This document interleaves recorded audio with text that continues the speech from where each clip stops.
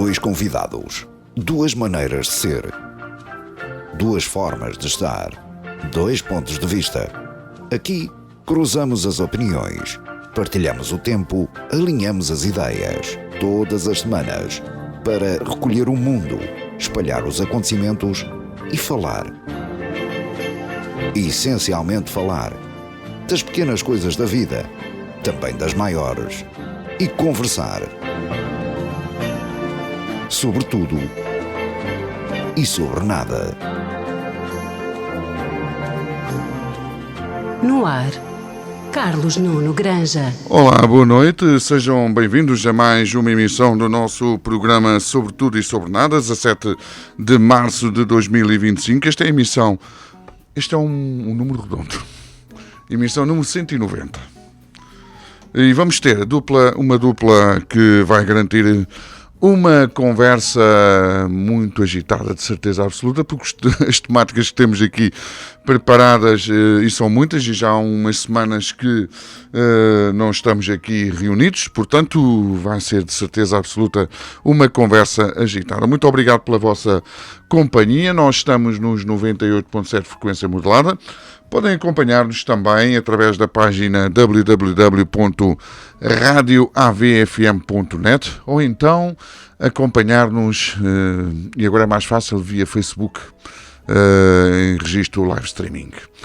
Muito obrigado pela vossa companhia. O programa decorre das 22 às 24, são 2 horas de conversa e garanto-vos, porque é mesmo assim, não vão dar pelo tempo passar. Nós aqui em estúdio não é raro darmos pelo tempo passar, porque de repente quando verificamos já chegamos à meia-noite.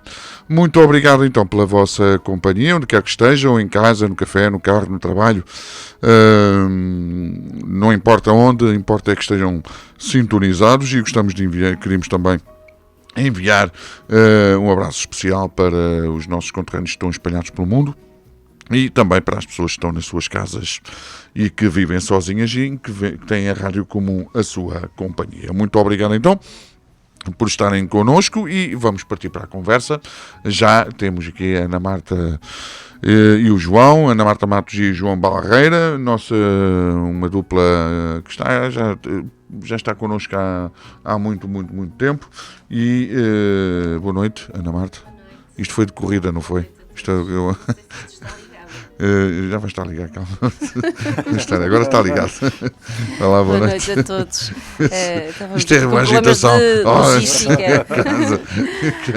Quase aqui a correr. Saudar quem nos está a ouvir lá em casa e dizer que é sempre uma honra estar aqui a partilhar estes momentos com vocês e com quem nos está a ouvir, sobretudo poder fazer companhia, partilhar a nossa opinião e chegar mais além, portanto, que é este trabalho fantástico que tem sido feito pela Rádio AVFM. E este ano nós vamos falar daqui a pouco, mas vamos ter aqui muito trabalhinho também, a nível de comentários, não é, João? Comentários políticos. Sim. Vamos ter muito trabalho, vamos ver o que é que vai sair aí. Não é? Olá, João, boa noite. Boa noite a todos. Vamos então ver. Eu acho que de facto o Carlos disse que ia ser uma conversa agitada.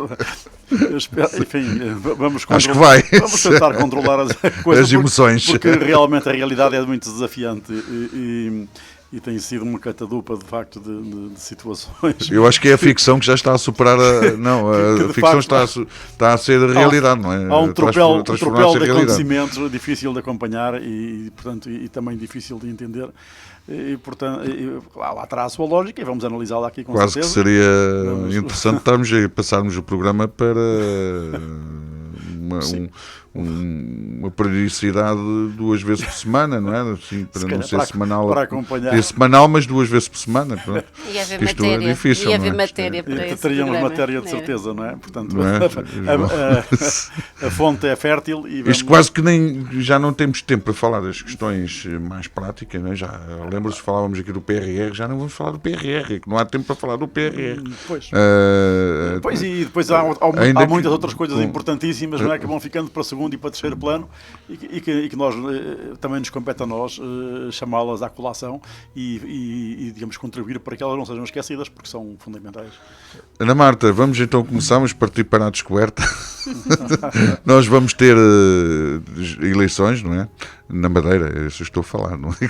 Calma que as outras... Ainda não estamos a falar das 18 de maio. Não, calma, que temos de falar das eleições da Madeira. Esteja acompanhado ou também está, como diz o João aqui, passou para segundo plano com este turbilhão? Eu acho que passou, se queres perguntarem a mim. Eu neste momento considero que a ordem de prioridade ou a ordem do está dia toda a invertida. nível da comunicação social, não digo em termos de importância, porque isso é inquestionável, cada ato eleitoral com a sua importância, mas diria que do ponto de vista da comunicação social estão sem dúvida as legislativas agendadas para 18 de maio como tema quente, depois as autárquicas, eventualmente então as eleições na Ilha da Madeira e depois as presidenciais. Portanto, mais ou menos por esta ordem, à data 2 é a minha opinião daquilo que parece ser a prioridade no tratamento da comunicação social e daquilo que parece ser as notícias que as pessoas querem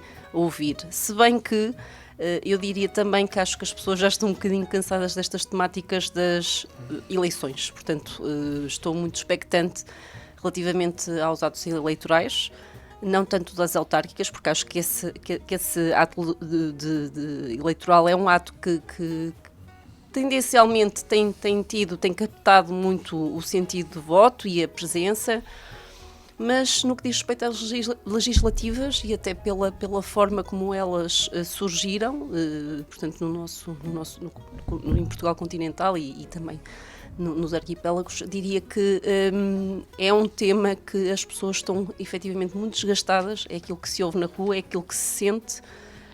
E, portanto, receio que possa haver uma grande abstenção nesse sentido. João, e como é, Pois, eu estou de acordo como é que estás a ver a situação política com a atual? ordenação em termos de prioridades que a Ana estabeleceu. Acho que está correto, é isso que nós vamos assistindo todos os dias. A campanha eleitoral para as legislativas já começou. Por sorte nossa, que agora, enfim, só vai durar 2 meses, menos que aquilo que é habitual. A campanha eleitoral, de facto, porque Sim. realmente o período de campanha eleitoral legalmente definido é muito menor, mas de facto ela já começou, não é? Todos os dias ela é comentada, os líderes, as situações dos líderes, dos partidos, e portanto já estamos completamente embrenhados. Quem ouve notícias está completamente embrenhado já numa campanha eleitoral para as eleições legislativas que enfim, muito haverá a dizer sobre isso, muito haverá a dizer sobre o posicionamento dos partidos e dos líderes dos partidos e, portanto, acho que podemos aprofundar isso agora daqui para a frente. Mas, em relação, acho que também, provavelmente, se deverá contar com uma saturação, pelo menos de parte do eleitorado, aquele eleitorado que digamos que precisa de uma motivação extra para votar e que não se identifica muito com qualquer partido, necessita de facto necessitaria de algo diferente que não esta sucessão quase, digamos assim, inexplicável e uma sucessão em curtos períodos de tempo de eleições legislativas, ainda por cima motivadas pelos motivos que estão a dar, passa pelo enlasme, portanto, motivadas pelas situações que de facto vão conduzir a estas eleições, portanto, situações que na minha opinião vão contribuindo cada vez mais e continuamente para degradar a imagem da política, a imagem dos partidos, a imagem dos líderes e, portanto, tudo aquilo que é digamos assim, suscetível de seduzir as pessoas a irem votar e a participarem ativamente na vida política. Vamos aguardar e vamos ver o que é que vai acontecer em termos de abstenção. Em termos de posicionamento dos partidos, podemos falar. Já vamos falar, João. Mas achas, Ana Marta, que toda esta sucessão de acontecimentos e que pode afetar, mas já há pessoas que já têm falado nisso, efetivamente o interesse dos partidos, ou cada vez mais o desinteresse, a acontecer o desinteresse das pessoas pela vida partidária, ou melhor dizendo, pela vida política? E que isso depois vai afetar também em termos de abstenção. São várias realidades que concorrem em simultâneo, mas que se podem resumir, se calhar, a 2 eixos. O primeiro é efetivamente a saturação do eleitorado a partir do momento em que há precisamente 12 meses atrás, sensivelmente isso, tivemos, portanto, o mesmo ato eleitoral que iremos ter em breve, portanto, para eleger a Assembleia da República e o Governo. Isso faz com que as pessoas comecem a olhar também para as eleições, para o ato eleitoral, não digo de uma forma banal, mas como algo que se calhar não tem o peso que efetivamente ele tem. E, portanto, saturação e consequentemente, abstenção. Paralelamente, as pessoas, com os motivos que são levados ao ato eleitoral e com os motivos que são assolados pela comunicação social, pelas redes sociais, pelos jornais, diariamente e sistematicamente, relativamente a vários temas polémicos de vários partidos e de várias figuras políticas, isso obviamente que adensa a descredibilização da política, dos políticos, da vida partidária e, portanto, isto parece uma espiral que não tem fim, porque tentam-se encontrar meios para escrutinar e evitar esse tipo de situações, mas ao mesmo tempo elas surgem com um impacto muito grande, quase de uma forma, diria, inexplicável, porque ficamos a pensar como é que é possível. Aliás, acho que ainda recentemente falamos aqui, as pessoas quando se candidatam a determinados cargos e se disponibilizam para eles, nomeadamente cargos políticos, elas próprias deveriam ter o bom senso, a ética de se autoescrutinarem e de pensarem se reúnem as condições mínimas enquanto cidadãs para assumirem determinada função. Quando isso não acontece, independentemente do partido que estiver em causa, obviamente que nós pensamos, nós, eleitorado, pensamos que são essas pessoas que nos representam, as coisas parecem deixar de fazer algum sentido. Nós vamos falar daqui a pouco sobre isso, sobre aqui, questões mais factuais, não é? do que levou a esta crise política. João, e relativamente a esta questão também da abstenção, nós estamos, por exemplo, os cidadãos na Madeira vão ter, no espaço de um ano, 4 idas às urnas. Portanto, são 4 eleições, a começar já por esta que vai ocorrer no dia 23 de março, que são as regionais. Depois, 18 de maio, já para situar também as pessoas, não é? 18 de maio vamos ter as legislativas. Depois temos também as autárquicas, que deverão ocorrer entre 22 de setembro e 14 de outubro. Depois as presidenciais serão no próximo ano, no início do próximo ano. Mas provavelmente num espaço de um ano aqui, para os madeirenses, 4 eleições. Nós vamos ter 3. E será que realmente isto vai desmobilizar o eleitorado? Pois, como acabei de dizer, há motivos para que se possa pensar que sim, e ainda mais precisamente quando vai essa sucessão em catadupa de atos eleitorais. Eu acho que não vamos deixar de andar em campanha eleitoral durante praticamente até ao final do ano, não é? E com tudo o que isso traz de saturação e de, enfim, de não ouvirmos os mesmos argumentos de uma forma repetitiva, e, enfim, as pessoas, os ataques pessoais, os ataques que cansa, não é? Os ataques à honra, os ataques à integridade, os ataques ao caráter, os ataques, enfim, ou seja, e depois o problema maior, na minha opinião, é que os partidos do modo geral para não dizer todos eles, estão mais empenhados em destruir a reputação dos adversários do que propriamente em construir algo a credibilidade para o país e pensarem, enfim, no interesse público, porque vai ficando sempre para terceiro plano, ou para não dizer esquecido. E isso, na minha opinião, é esse o grande problema, é isso que vai cansando as pessoas, porque se nós víssemos atos eleitorais sucessivos, mas em que fossem surgindo ideias novas, em que fossem surgindo propostas realmente para desenvolver o país, para que o país possa enriquecer e possa sair, enfim, da situação relativa, extremamente negativa em relação aos outros países da União Europeia, as pessoas teriam uma motivação, apesar de haver, enfim, num curto espaço de tempo, eventualmente, vários atos eleitorais. Se houvesse essas propostas, se elas fossem debatidas, acho que seriam muito mais apelativas para as pessoas poderem ir, se decidirem a ir votar. Quando as campanhas se vão repetindo no mesmo estilo, como disse, de maior preocupação em destruir os adversários, o seu caráter, enfim, já entramos em questões até familiares. Portanto, quando vamos por aí, eu acho que de facto os partidos estão no mau caminho e ajudam e contribuem cada vez mais para destruírem, enfim, o próprio sistema, não é? O próprio sistema democrático. O Presidente da República já deu sinais de que iria marcar as presidenciais para 25 de janeiro. Portanto, já nem é daqui a um ano. Já menos, sim. Menos. E, portanto, se houver uma segunda volta a existir, será 15 de fevereiro. Portanto, não estamos a esquecer também desse pormenor. Portanto, já não são só 4 idas às urnas. É um ano. Num ano, se acontecer uma segunda volta, já são 5 para os madeirenses, para nós são 4. Portanto, e praticamente um ano em eleições, não é? E um ano em eleições e em várias questões aqui. O próximo governo tomará posse a correr bem em junho.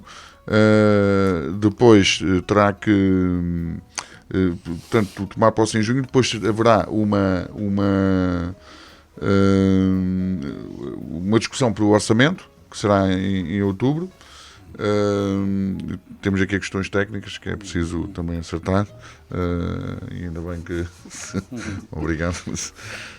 Portanto, isto para dizer o quê? Que em termos de discussão, além da campanha eleitoral, depois ainda vamos ter também estas discussões que se vão gerar no próprio Parlamento. Não sei o que é que virá aí relativamente àquilo que estavas a dizer, saturação, o que é que virá aí. Mas já agora, e já que falaste nessa questão dos ataques ao caráter e por aí fora, vou começar pela Ana Marta. Como é que viste, e também já lançaste aí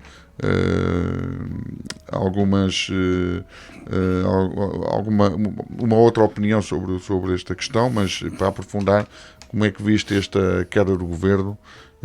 Se achas que poderia ter sido evitada, se achas que de facto todos tiveram culpa, ou se efetivamente foi, na tua opinião, a culpa do Primeiro-Ministro e que ele tem que assumir as suas responsabilidades.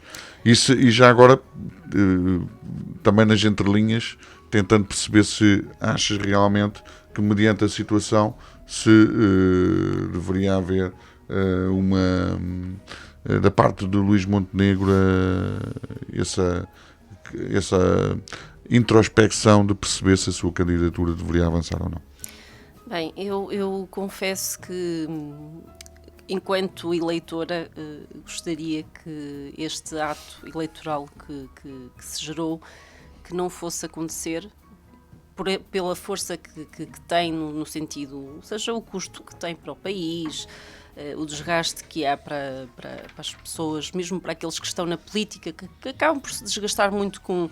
A figura acaba por se desgastar por estarem sempre a bater nos mesmos temas, e lá está, muitas vezes fugindo às questões que são prementes ou nem sempre dando a importância que elas merecem. Mas eu diria que a forma como isto foi conduzido, a determinada altura, efetivamente, e também com o posicionamento do Presidente da República, a determinada altura isto tornou-se inevitável, mas acredito que podia ter sido pensado de outra forma.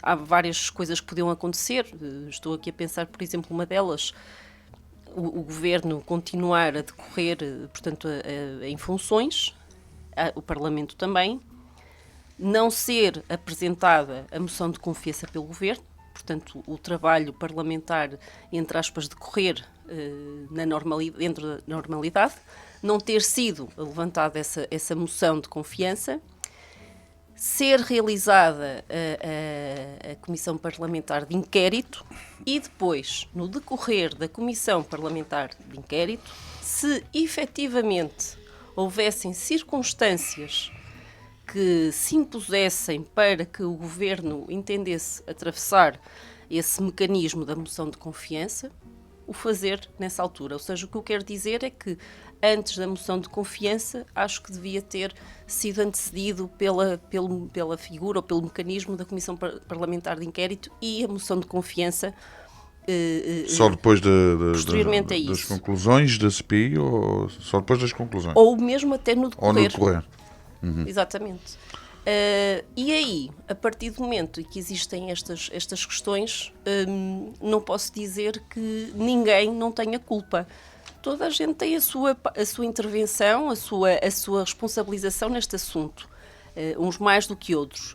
Eu, enquanto figura de primeiro-ministro, e estas coisas ficam aqui gravadas, tal como ficaram gravadas no tempo em que ele, Luís Montenegro, era deputado ou até líder parlamentar ou vice-líder parlamentar do seu grupo, muito recentemente, enquanto estava lá o António Costa, creio eu, como primeiro-ministro, vi muito recentemente umas imagens onde aquilo que Luís Montenegro dizia, alegava enquanto parlamentar, enquanto deputado para António Costa, é precisamente aquilo que ele está agora a receber como, entre aspas, resposta aos atos que são praticados, que é, e tudo se resume ao seguinte: se o primeiro-ministro, a partir do momento em que vê o seu nome na comunicação social e onde é criado um clima de suspeição, se entende que tem condições para governar. Portanto, isto foi questionado por Montenegro na altura, portanto, isto muito resumidamente, podem não ter sido estas palavras, mas tudo se resume a isto, na altura enquanto era deputado da Assembleia da República, e agora vê-se nessa posição. Então, e porquê que tem que haver 2 pesos e 2 medidas? A partir do momento, se é o António Costa, o Luís Montenegro, o André Ventura, o Pedro Nuno Santos, a partir do momento em que há um clima de suspeição, acho que as pessoas, independentemente se os motivos são válidos ou não, porque isso é uma questão que corre em paralelo, mas a partir do momento em que a dignidade, a figura institucional está a ser colocada sob um clima de suspeição, pois naturalmente que deve repensar a sua estratégia e o seu posicionamento. Portanto, por agora é o que me apraz dizer relativamente a essa questão. Acharias que a admissão do Primeiro-Ministro abrindo espaço, por exemplo, eu não outra digo pessoa uma demissão imediata, eu digo é que isto, efetivamente, se existem factos que devem ser levados a uma comissão parlamentar de inquérito, ela devia ter ocorrido, depois, eventualmente, ser pensada essa questão, se fazem tanto questão nela, passa o pleonasmo da moção de confiança, e, paralelamente, obviamente, que o Primeiro-Ministro tem que, dentro da informação que ele detém dele próprio e naquilo que é o seu seio do seu partido, ponderar se efetivamente tem condições de governabilidade ou não e, obviamente, por cadeia ou por consequência de se recandidatar.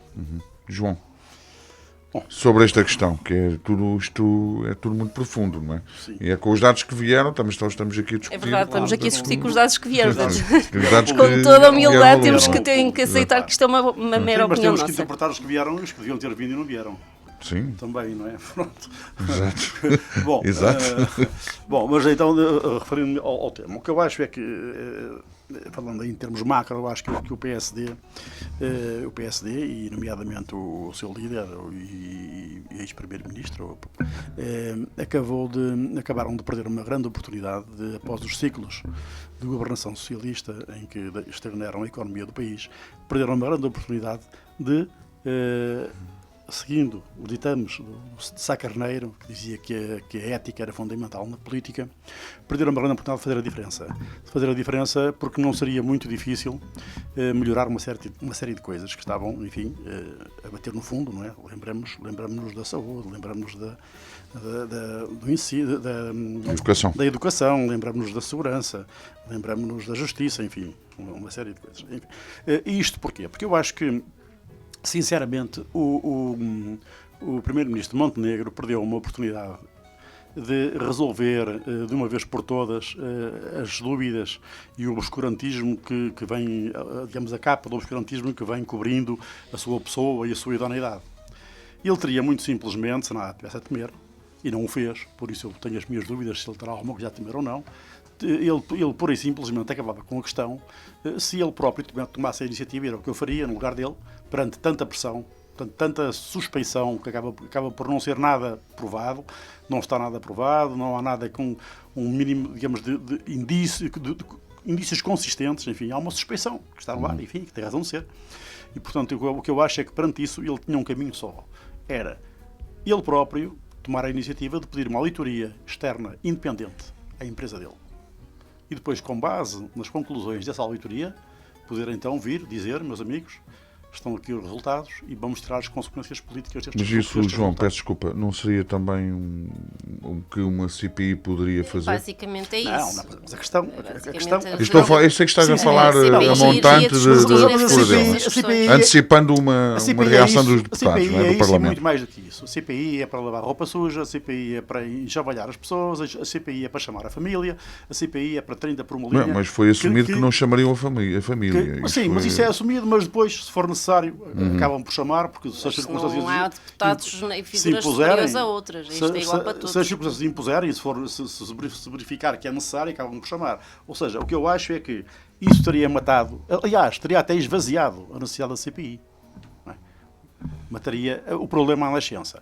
Como não o fez, e permitiu-se andar, enfim, a conta-gotas e a seu bel prazer, e ele próprio ia escolher o calendário de quando ia mostrar, e o que é que ia mostrar, e o que é que não ia mostrar. Está às 30 dias. Portanto, o que eu acho é que ele, de facto pôs-se a jeito de ser criticado, de ser alvo de uma suspeição maior. Na tua opinião, era mesmo portanto, pedir essa auditoria sim, eu acho que era externa a oportunidade que ele tinha, não é? Independente. Ou uma entidade independente, que até poderia não ser escolhida por ele, portanto, uma entidade independente, que fizesse uma auditoria à empresa. Uma auditoria no sentido de verificar se houve ali alguma situação de, digamos assim, de mistura, digamos, entre os negócios privados e dinheiros públicos. E dinheiros ou interesses chamada públicos. promiscuidade. A tal promiscuidade entre dinheiros públicos e interesses privados. Era isso que, na minha opinião, ele deveria ter feito. E se tivesse feito, e se realmente as conclusões fossem aquilo que ele pregou, portanto, que está a folha limpa, esvaziava completamente os argumentos da oposição e mais, e saía deste imbróglio todo como um grande vencedor. Mas já há um grande se. Como não é? alguém há um grande se. Agora é assim, ele não fez isso, não é? Não fez isso e, portanto, há uma série de coisas por explicar. Exato. E sendo assim, eu vou dizer aquilo que sempre disse e aquilo que eu penso, seja qual for o líder que esteja em causa, é que à mulher de César não basta sê-lo. Em política, havendo suspeições que não estão resolvidas, as pessoas, na minha opinião, deixam de ter condições para exercer cargos públicos de relevo, nomeadamente o cargo de Primeiro-Ministro. Disse isto em relação a António Costa e repito isto em relação Na tua opinião, era mesmo a demissão? Portanto, na minha opinião, pedir a admissão mal surgiram... Na minha opinião, ele ou seguia aquilo que eu agora disse, pedia uma auditoria no sentido de esclarecer cabalmente a situação, ou então, deixando adensar como deixou as suspeições e, portanto, todos os argumentos que lhe foram opostos, e ele não conseguiu rebatê-los a todos porque não quis abrir mão de toda a informação de que só ele dispõe, não é? Ele e a sua família, a empresa, e eventualmente alguns clientes. Tendo feito isso, ele deixou-se cair num clima de suspeição. E, portanto, eu acho que isso é incompatível com as funções de Primeiro-Ministro. Até porque, já agora, a grande questão que está aqui, a grande desconfiança, fala-se em muita coisa, enfim, mas para mim a grande desconfiança aqui é só esta. Os grandes clientes, fala-se em Sol Verde, mas há mais empresas, os grandes clientes que pagavam avanças ou pagam avanças à empresa familiar do Montenegro, a questão é esta. Os sócios, quem são? Eram o Montenegro, advogado, eram a esposa, que pelos vistos não tem nada a ver com negócios, portanto tem uma profissão, penso que educadora de infância, e os filhos que eram estudantes ou recém-licenciados, ou estudantes ou recém-licenciados em gestão, ambos os filhos. Portanto, havia aqui um recorrer a serviços externos, portanto de advogados ou de advogadas, portanto, que fariam os tais serviços relacionados com a proteção de dados. Mas a grande questão é esta. Esses grandes grupos económicos que são clientes e que pagam essas avanças milionárias à empresa de Montenegro são clientes daquela empresa porquê? Na minha opinião, única e exclusivamente porque dela faz parte, direta ou indiretamente, Montenegro, que por acaso, ou não por acaso, é Primeiro-Ministro deste país. E que antes de o ser, era líder de um partido com grandes possibilidades de vir a ser, digamos assim, eleito e de vir a tornar-se um governante.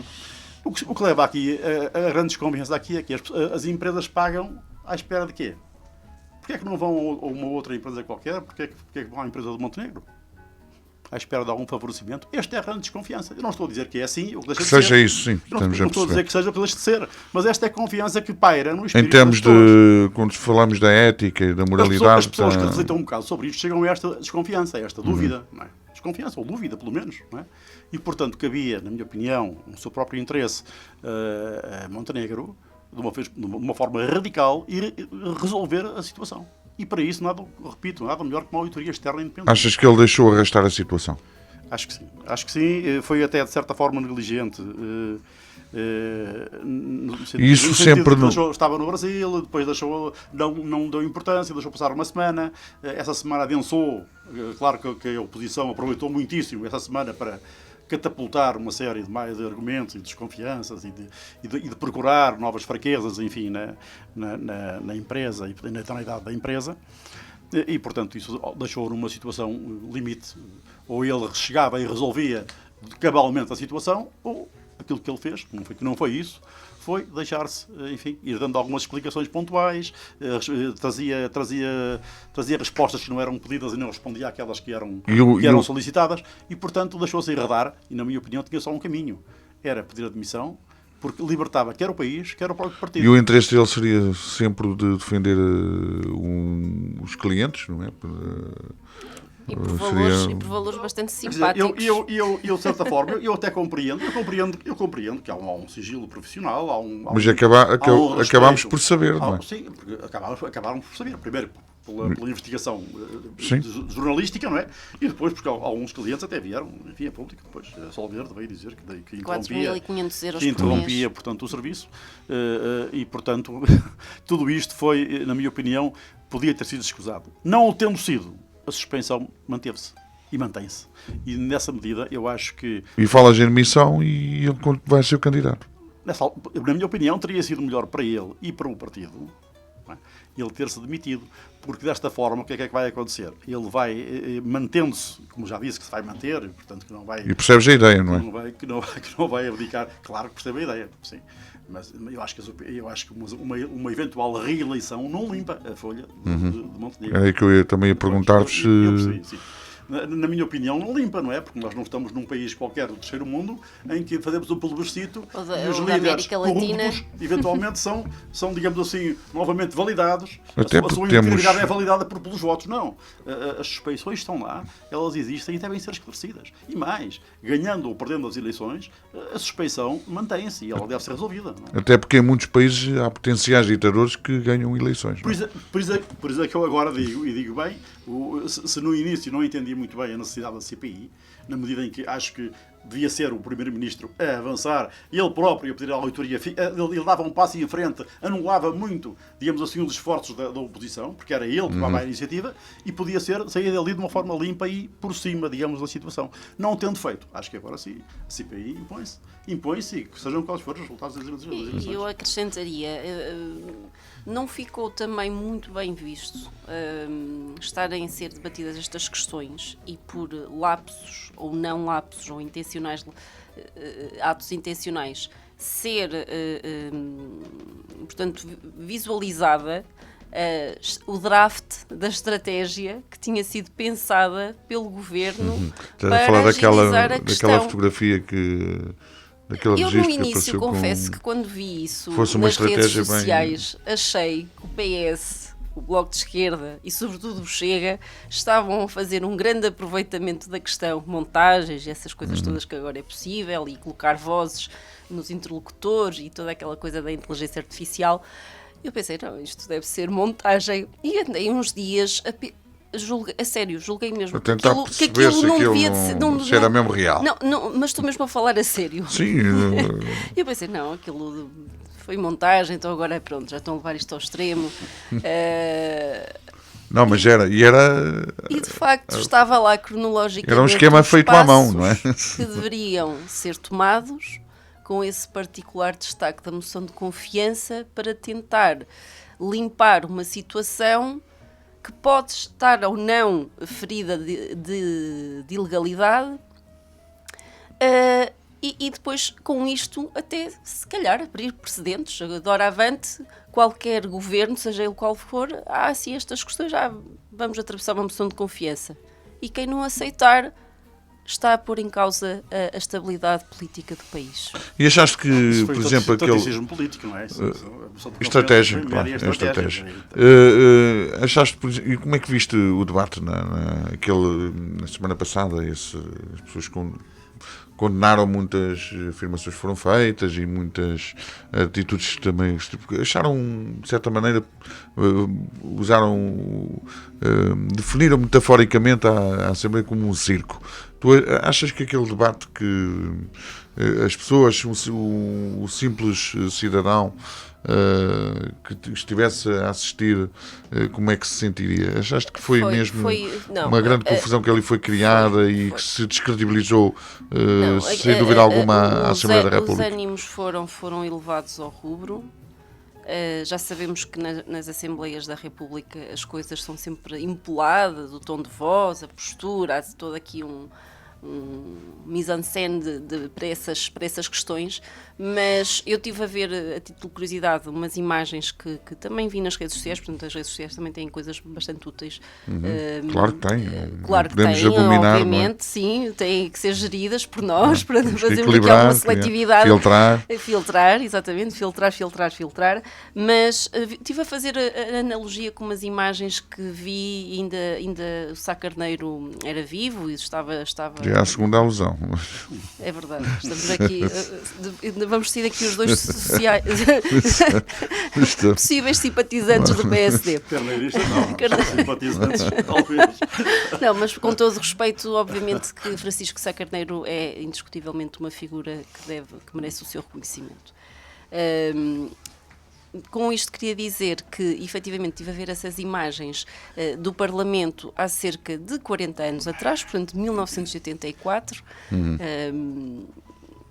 maioritariamente homens, num contexto completamente diferente, pouco informatizado, tudo pronto, à base do papel e não sei o quê. Já havia muita discussão efervescente, não é? Na altura, muito empolgados, mas com uma elevação completamente e uma verticalidade completamente... E eu parei a ver aquilo e eu até pensei assim, nasci em 84, eu pensei assim, era nesta altura que eu gostava de fazer o meu trabalho político, identificava-me muito mais. Sim, mas isso perdurou para além, bastante para além de 2004. Eu frisei-me neste hiato temporal porque foi aquele que me apareceu nas imagens. Sim. Não, quer dizer, quando comparamos os atuais líderes... Mesmo o tipo de argumentário que era utilizado... Sim, claro. A elevação do debate e do discurso, não é? Quando nós comparamos Álvares Cunhais, Mário Soares... Um ataque político nunca pode ser um ataque pessoal, não é? Exatamente. Às vezes Tem que haver as pessoas limites, estão a confundir muito, não é? Sim. Freitas do Amaral, Bárbara da Costa, portanto, Álvaro Cunhal, enfim, eram debates com inovação, com inteligência, com intelectualidade também. Com muita perspicácia e intelectualidade. Sim, agora rapidamente resvala para o ataque pessoal. E para a desinformação, interessa muito mentir, usar a mentira para que seja verdade, que seja assumida como uma verdade. Sentia-se mesmo ali, portanto, nos políticos dessa altura, por assim dizer, que havia aquele espírito do estudo político, do interesse, de haver um conhecimento de causa que alimentava a fundamentação deles, porque muitas vezes hoje em dia a retórica, a oratória, a argumentação já não é sustentada, já é mais frágil, pode ser muito bem feita, mas é mais frágil. Não está tão bem construída, não é? E nós não nos podemos esquecer que a política é das ciências e das práticas mais antigas que existe e que tem antecessores a nós que de certa forma alimentaram aquilo que nós temos hoje e que ainda são muito atuais. A propósito disso, hoje trouxe uma referência literária, verdade, depois partilho com vocês. Sim, a própria argumentação nesse tempo, não é? Ela era limitada, ela parava quando começasse o desrespeito pelo adversário político, não é? Não se entrava no campo do desrespeito pessoal. Havia uma argumentação forte, uma argumentação sustentada, bem rica, fundamentada, mas que depois não invadia, digamos, o espaço pessoal do adversário. E tu, em algum momento sentiste, por exemplo, embora as pessoas queiram ser esclarecidas, isto é realmente um ponto que ultrapassa a esfera pessoal, não é? Que estamos a falar de alguém que tem um cargo político que é substancial, é importante num país e que deve ser transparente. Sim. Tu em algum momento achaste que também houve ataques pessoais e falando ao Primeiro-Ministro também que... Claro que houve. Claro que houve ataques pessoais. Houve ataques pessoais e, portanto, a tal palavra circo, olha, foi a palavra que me ocorreu quando vi o debate. A palavra que me ocorreu é que isto deixou de ser algo relevante, isto passou a ser um circo. Porque isto eram ataques pessoais e depois contra-ataques pessoais, situações que tinham pouco a ver com política, na minha opinião, tinham muito mais a ver com aquilo que eu falava há pouco, que era a destruição da reputação do adversário. É muito mais isso que está em causa hoje em dia. Quando os debates começam muito bem, mas depois resvalam rapidamente para esse E esta pré-campanha já está nesse tom também. E já está nesse tom e, portanto, eu duvido que vá melhorar nesse aspecto. Espero muito que sim. Esperemos que sim, não é? Porque senão, acho que estamos vamos chegar ao ponto do que estávamos aqui a discutir, que é as pessoas realmente afastarem-se cada vez mais, distanciarem-se. E com a descredibilização da função do deputado, com a descredibilização de quem nos governa, e nós acabamos por... Lá está. E depois te pode resvalar para aquilo que ninguém quer. E achas, João, achas que a pessoa, o cidadão que a assistir, que compreendeu tanto o ponto de vista do governo quanto, por exemplo, do maior partido da oposição? Claro que não. Portanto, este desencontro que houve os 30 dias, não. Se for os 30 dias, retiramos a moção de censura, de confiança. Depois as negociações que houve, no sentido, enfim, até negociações a 2-2, porque foram o PS, os telefonemas, até gozam com isso, não é? Telefonemas, interrupções, pedidos de interrupções para negociar, enfim, parece que estamos numa autêntica feira. Isto não pode ser assim. Não, na minha opinião, não devia nunca ser assim. Os partidos são os representantes de quem os elege, são os representantes do povo, e devem portar-se à altura de serem representantes das pessoas e de um país, ao fim e ao cabo. E devem ter a elevação, a correção uns para com os outros necessária para que possam debater ideias, concordando ou discordando, argumentando, mas nunca perdendo a noção de que tem que manter o respeito pelos colegas, seja eles do próprio partido, dos partidos da oposição, o governo e os adversários políticos. Portanto, só assim é que podem contribuir para a credibilização da política. Senão isto vai de mal a pior. E depois não se queixem, como dizia o outro. Uhum. E Ana Marta, olhando para este ano de governação, imagino que se calhar possas atribuir alguns pontos positivos, outros pontos negativos, mas o que é que achas? O que é que sobra deste ano de governação? Existem aqui algumas políticas de continuidade. Da AD. Existem aqui algumas políticas de continuidade que eram inevitáveis e que de coisas que já estavam de alguma forma pensadas e projetadas e que depois foram implementadas quando as funções deste governo. Existem medidas específicas atribuídas à gestão deste governo também, e falo, por exemplo, as medidas do ponto de vista fiscal e daquilo que tentaram de alguma forma também trazer de melhorias para os jovens, por exemplo, que tiveram as suas condicionantes por causa de serem só atribuídas a determinado tipo de rendimentos, com determinadas condições e por aí fora. E existe aqui uma questão que eu até acho que acabou por ser um alívio, se calhar, isto ter acontecido, nomeadamente para a Sra. Ministra da Saúde, que se prende com a forma como estava a ser conduzida a pasta da saúde. A determinada altura eu também vi imagens onde ela própria se virava para a Assembleia e dizia: eu sei que sou uma má ministra, eu sei que isto foi dito de forma sarcástica, com ironia, mas lá está, são este tipo de coisas que não caem bem, que este tipo de argumentário que podia ser usado de outra forma para dizer a mesma coisa. A própria ironia tem que ser usada com elevação, não é? E depois saber usar. Ao mesmo tempo, os próprios números de situações e casos, e eu, por exemplo, estou aqui a pensar, eu própria também precisei de ligar para, por exemplo, para o SNS 24, e a forma como as coisas foram conduzidas na prática, portanto, os resultados disso. E se havia quem dissesse que estávamos mal, bem, não acredito que possam dizer que nestes últimos 12 meses ficamos melhor na saúde. É caso para dizer que, de facto, não há ninguém que possa dizer eu chego lá e vou resolver o assunto, porque ele é muito mais profundo do que aquilo que está... Já faz lembrar o outro que disse que num dia acabava com a guerra e afinal está visto que as coisas não são assim. Hoje o desenvolvimento, acho que vai ter afinal já é uma sátira. Vai ter um telefonema com o Putin. João, só para... Começando por aquilo que é evidente para nós todos. O Governo não melhorou a saúde, o Governo não melhorou a justiça, o Governo não melhorou a educação, o Governo não melhorou ainda a segurança. Portanto, há aqui uma série de situações básicas e elementares para o bem-estar das populações que não foram melhoradas. Não é? Elas estavam mal, estavam muito más e continuam muito más. Eu esperaria mais aí, sinceramente, a atuação do Governo. Eu sei que há medidas, nomeadamente na saúde, que as medidas são difíceis de tomar. Há situações criadas, nomeadamente em relação a médicos e enfermeiros, que não são fáceis de reverter, pelo menos ainda na quantidade suficiente para que se sinta no terreno a melhoria dos serviços.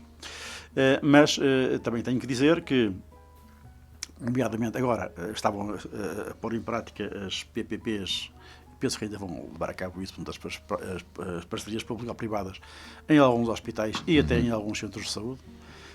Eu espero que elas, de facto, venham a dar resultado, porque estavam a funcionar bem, nomeadamente o Hospital de Braga, o Hospital de Loures, o Hospital... Tu não tens nenhum objetor de consciência relativamente às parcerias público-privadas, principalmente na saúde? Não, depende, quer dizer, se forem PPPs, como o Sócrates negociou em relação às autoestradas, eu sou literalmente contra. O risco não é grande. Porque aí o risco não foi... As concessionárias ficaram sem risco nenhum e com rendas fabulosas durante N tempo. Portanto, contra essas, evidentemente que sim. Contra aquelas que estavam a funcionar bem na saúde e estavam a fazer com que os hospitais dessem uma resposta capaz às necessidades das populações, eu, claro que sim, claro que estou a favor. Até porque eu ouvi hoje alguém na rádio dizer que pouco ou muito os privados vão ganhar com isto, as empresas privadas de saúde vão ter lucro e isto não é admissível que a saúde dos portugueses dê origem a lucro para os privados. Portanto, a nível ideológico isso não... Nada, absolutamente. Eu acho que isso é ridículo só. E vou dizer porquê. Porque eu acho que eu aprendi, e qualquer aluno de economia aprende nos primeiros anos, que as empresas existem para maximizar os lucros. É para ter lucros, é para maximizar os lucros. Se nós vamos querer que as empresas não gerem lucros, não temos empresas. Não é? Quando nós não tivermos empresas, vamos viver todos no Estado. Certo? O que será deste país? Já assim somos, e mesmo assim? Nós já assim somos o que somos. Se ficarmos só o Estado, nós desaparecemos. Somos engolidos por tudo e mais alguma coisa. Portanto, as pessoas que ideologicamente falam o lucro como se fosse uma peste, como se fosse algo abominável, não estão cá, não estão neste mundo, não estão, pelo menos em termos... Estás a falar na questão da saúde, não é? De ver a saúde como... Não, mas agora estou a falar no lucro geral, mas já vou lá. Portanto, as pessoas que, digamos assim, que odeiam visceralmente o lucro, não estão neste mundo, pelo menos em termos económicos. Têm que ir pensar e estudar o que é este mundo em termos económicos. Portanto, é evidente que eu quero que o Governo, que os Estados e o Governo gerem rendimentos e tenha dinheiro para investir, que cobre muito de impostos, porque é sinal que estamos todos a produzir muito e as empresas também. Mas eu quero também que as empresas tenham lucro, porque só assim é que elas investem, só assim é que há emprego, só assim é que há riqueza, só assim é que há e que paguem os impostos pagamento de impostos, só assim é que há pagamento de impostos, só assim é que o Estado pode ter rendimentos e, portanto, tudo isto, nós, dizia o povo... Pois é uma turbina que dizia o povo de uma forma ingênua, mas sábia, muito sábia, que ninguém vive bem com o mal dos outros. E aqui é o mesmo. Portanto, quando as pessoas que odeiam tudo que é privado, tudo que é lucro, enfim, em relação a isso não vou dizer mais nada. Portanto, e depois tem outra questão. É que para mim, pouco se me dá, mesmo que eu odiasse o lucro, se fosse como essas pessoas que veem no lucro uma coisa terrível, mesmo que eu pensasse assim... Já não é uma questão ideológica também. Mesmo que eu pensasse assim, que no meu caso, felizmente, eu ia pensar sempre uma coisa que é primordial, que é, apesar disto, as pessoas vão ser mais bem servidas ou vão ficar melhor ou pior servidas do que antes. As pessoas vão ter resposta aos seus problemas de saúde ou não. E se vão gastar mais ou menos. E também se vão gastar mais ou menos. Se sim, então ok. Eu não gosto do lucro, mas que dê lucro. Não é? Eu estou a entender o teu ponto de vista. A Ana Marta também deverá estar a entender. O meu ponto de vista é este. Portanto, em relação às PPPs, eu acho que elas devem ir para a frente se forem à semelhança da implementação que tiveram os hospitais, nomeadamente de Braga e Beatriz Ângelo, em Loures, entre outros. Lá embaixo também no Algarve, penso que também havia um. Outra coisa que me custou com este, digamos, desaparecimento do governo, com este cenário de novas eleições, foi que, finalmente, e desde há muito tempo, este governo estará a propor algo, um projeto, há 25 anos. Um projeto de gestão da água, que tinha calendarizado uma série de opções, uma série de investimentos, inclusive a construção de novas barragens, um projeto há 25 anos, bem pensado, e que iria ser implementado no sentido de nós resolvermos o problema da água em Portugal. Porque em Portugal não falta água, foi preciso distribuí-la e levá-la onde ela falta, não é? Portanto, fiquei positivamente surpreendido, porque há muito tempo que em Portugal não havia um plano a tão longo prazo. Um plano pensado, um plano planeado, e, portanto, onde iam ser testados, digamos, analisados os resultados parcialmente e no fim do projeto. Esperávamos, 25 anos, não sei, ninguém sabe como é que vamos estar, mas isso de facto foi, na minha opinião, apesar de estar no charco. Há muitos anos que nenhum governo fazia uma coisa deste género. Tive pena que, enfim, ficasse só pela implementação, um pouco mais que isso. E é uma das coisas que vos ia perguntar também. O país continua a precisar de reformas estruturais. Claro que sim. E não há aquilo que se nota com estes desencontros não importa qual a situação, é que de facto estamos a ir de forma muito assídua para eleições. É assim tão difícil de encontrar, bem, pelos vistos já vimos que principalmente os partidos mais deste arco da governação, se não se conseguiu entender relativamente a essas reformas estruturais. Porquê é que não se entendem? Pois. Porque de facto nós precisamos desses acordos. Não é? Não é só uma coisa muito breve, o próprio nome diz tudo, reforma estrutural. Portanto, a partir do momento em que é uma reforma, implica uma grande mudança. E estrutural é todo um esqueleto de um país. E aí é inevitável que tem que se entender. Que não haja ali discrepâncias ao nível ideológico, por mais que se tratem, por exemplo, de partidos de centro, de centristas, questões que às vezes parecem menores, mas que depois também acabam por não ajudar a implementar isso. Eu digo isto, João, só um bocadinho. Eu digo isto porque, por exemplo, sempre que mudou o governo, né, há um ano, não é? Notaram que mudaram muitas em muitas estruturas, não é? De direções e portanto muitas lideranças foram alteradas, várias nomeações. Agora imaginemos que o PS ganha, portanto vai alterar novamente em menos de um ano. Portanto estamos sempre. E são as clientelas. E falar de políticas, por exemplo, na educação, já não digo na saúde, mas eu falo da educação e noutras áreas em que chega um governo, altera-se aquilo que está. Chega outro governo, porque vêm as provas da aflição, tem que ser num ano, tem que ser num outro, e outras medidas também. Estão sempre constantemente a alterar. Não é possível, sem dúvida, que seja a área qual for, se estivermos sempre em eleições, vai haver sempre alterações. E isto não consegue produzir um efeito prático em termos da mudança que se quer efetuar. Produz um efeito destrutivo em relação àquilo que se tenta implementar.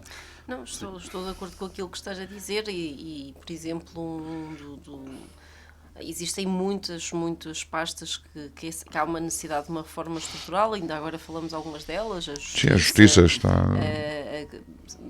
A educação, a questão da saúde, então, e nem se fala...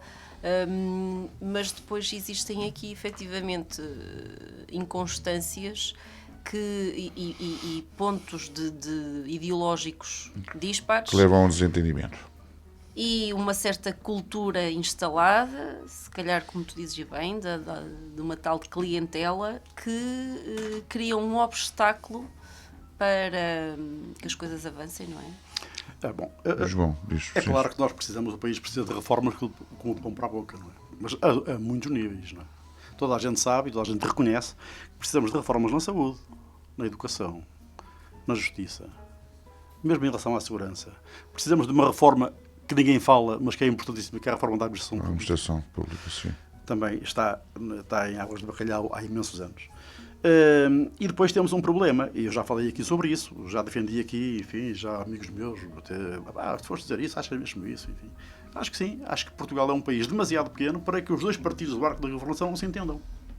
São 2 partidos só. 2 partidos que... Nós temos o exemplo da Alemanha agora, não é? Que não foi sempre assim, mas que hoje praticamente equivalem-se em termos de eleitorado. Não é? Digamos, estão ali... Sim, estão muito próximos. Uma paridade, agora, enfim, estão... um outro, enfim, eles estão ali muito próximos. E mais próximos até do que nunca em termos de intenções de voto. E até têm... Só têm um caminho se quiserem ser corretos, se quiserem ser justos e se quiserem preocupar com o interesse nacional. É entenderem-se. Não é? Somos todos adultos ou não? Ou não somos? Não há adultos na sala? A questão é esta. As reformas estão por fazer. Está provadíssimo à exaustão que, se eles não se entenderem, as reformas não são implementadas, ou são implementadas e destruídas na primeira oportunidade. Não é? Quando um ganha e o que está no governo sai, é tudo... É por isso que devia assentar o compromisso, não é?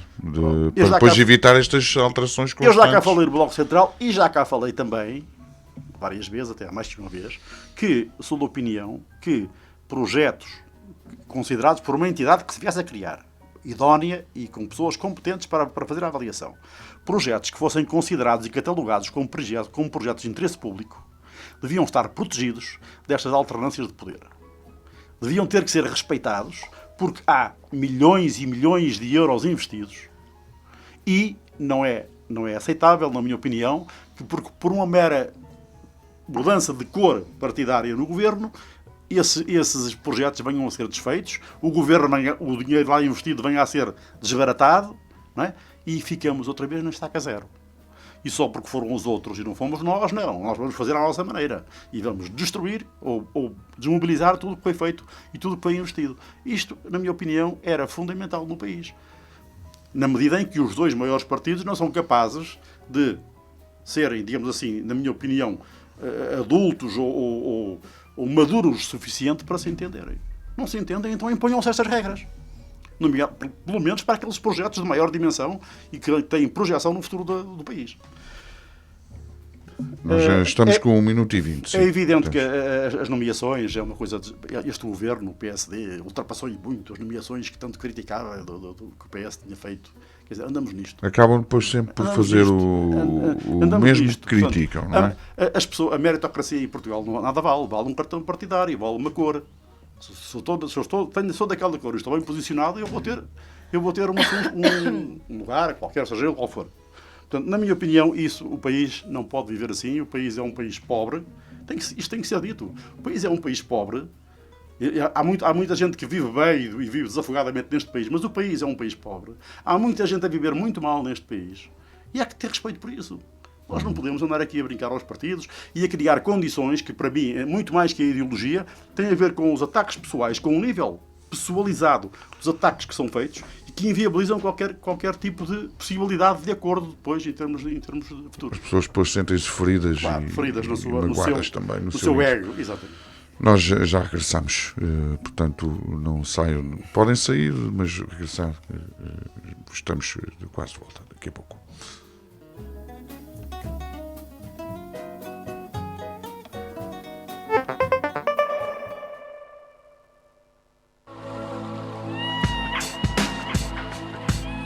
Às terças-feiras, a partir das 19 horas.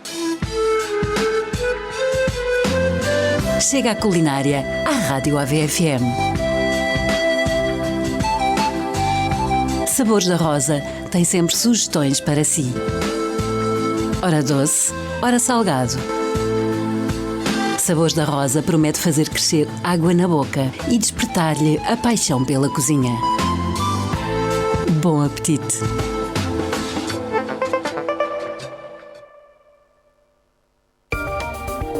AVFM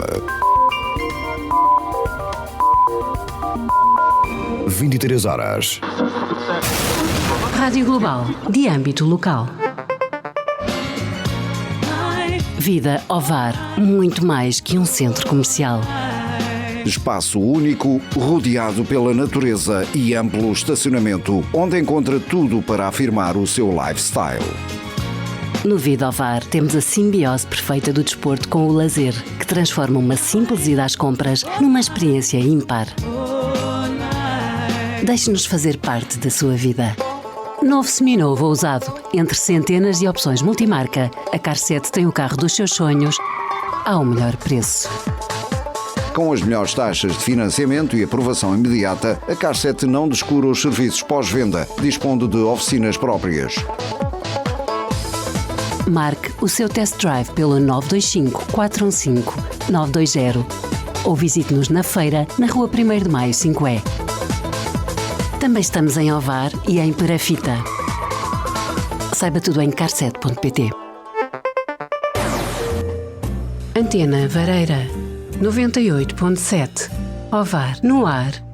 Carlos Nuno Granja.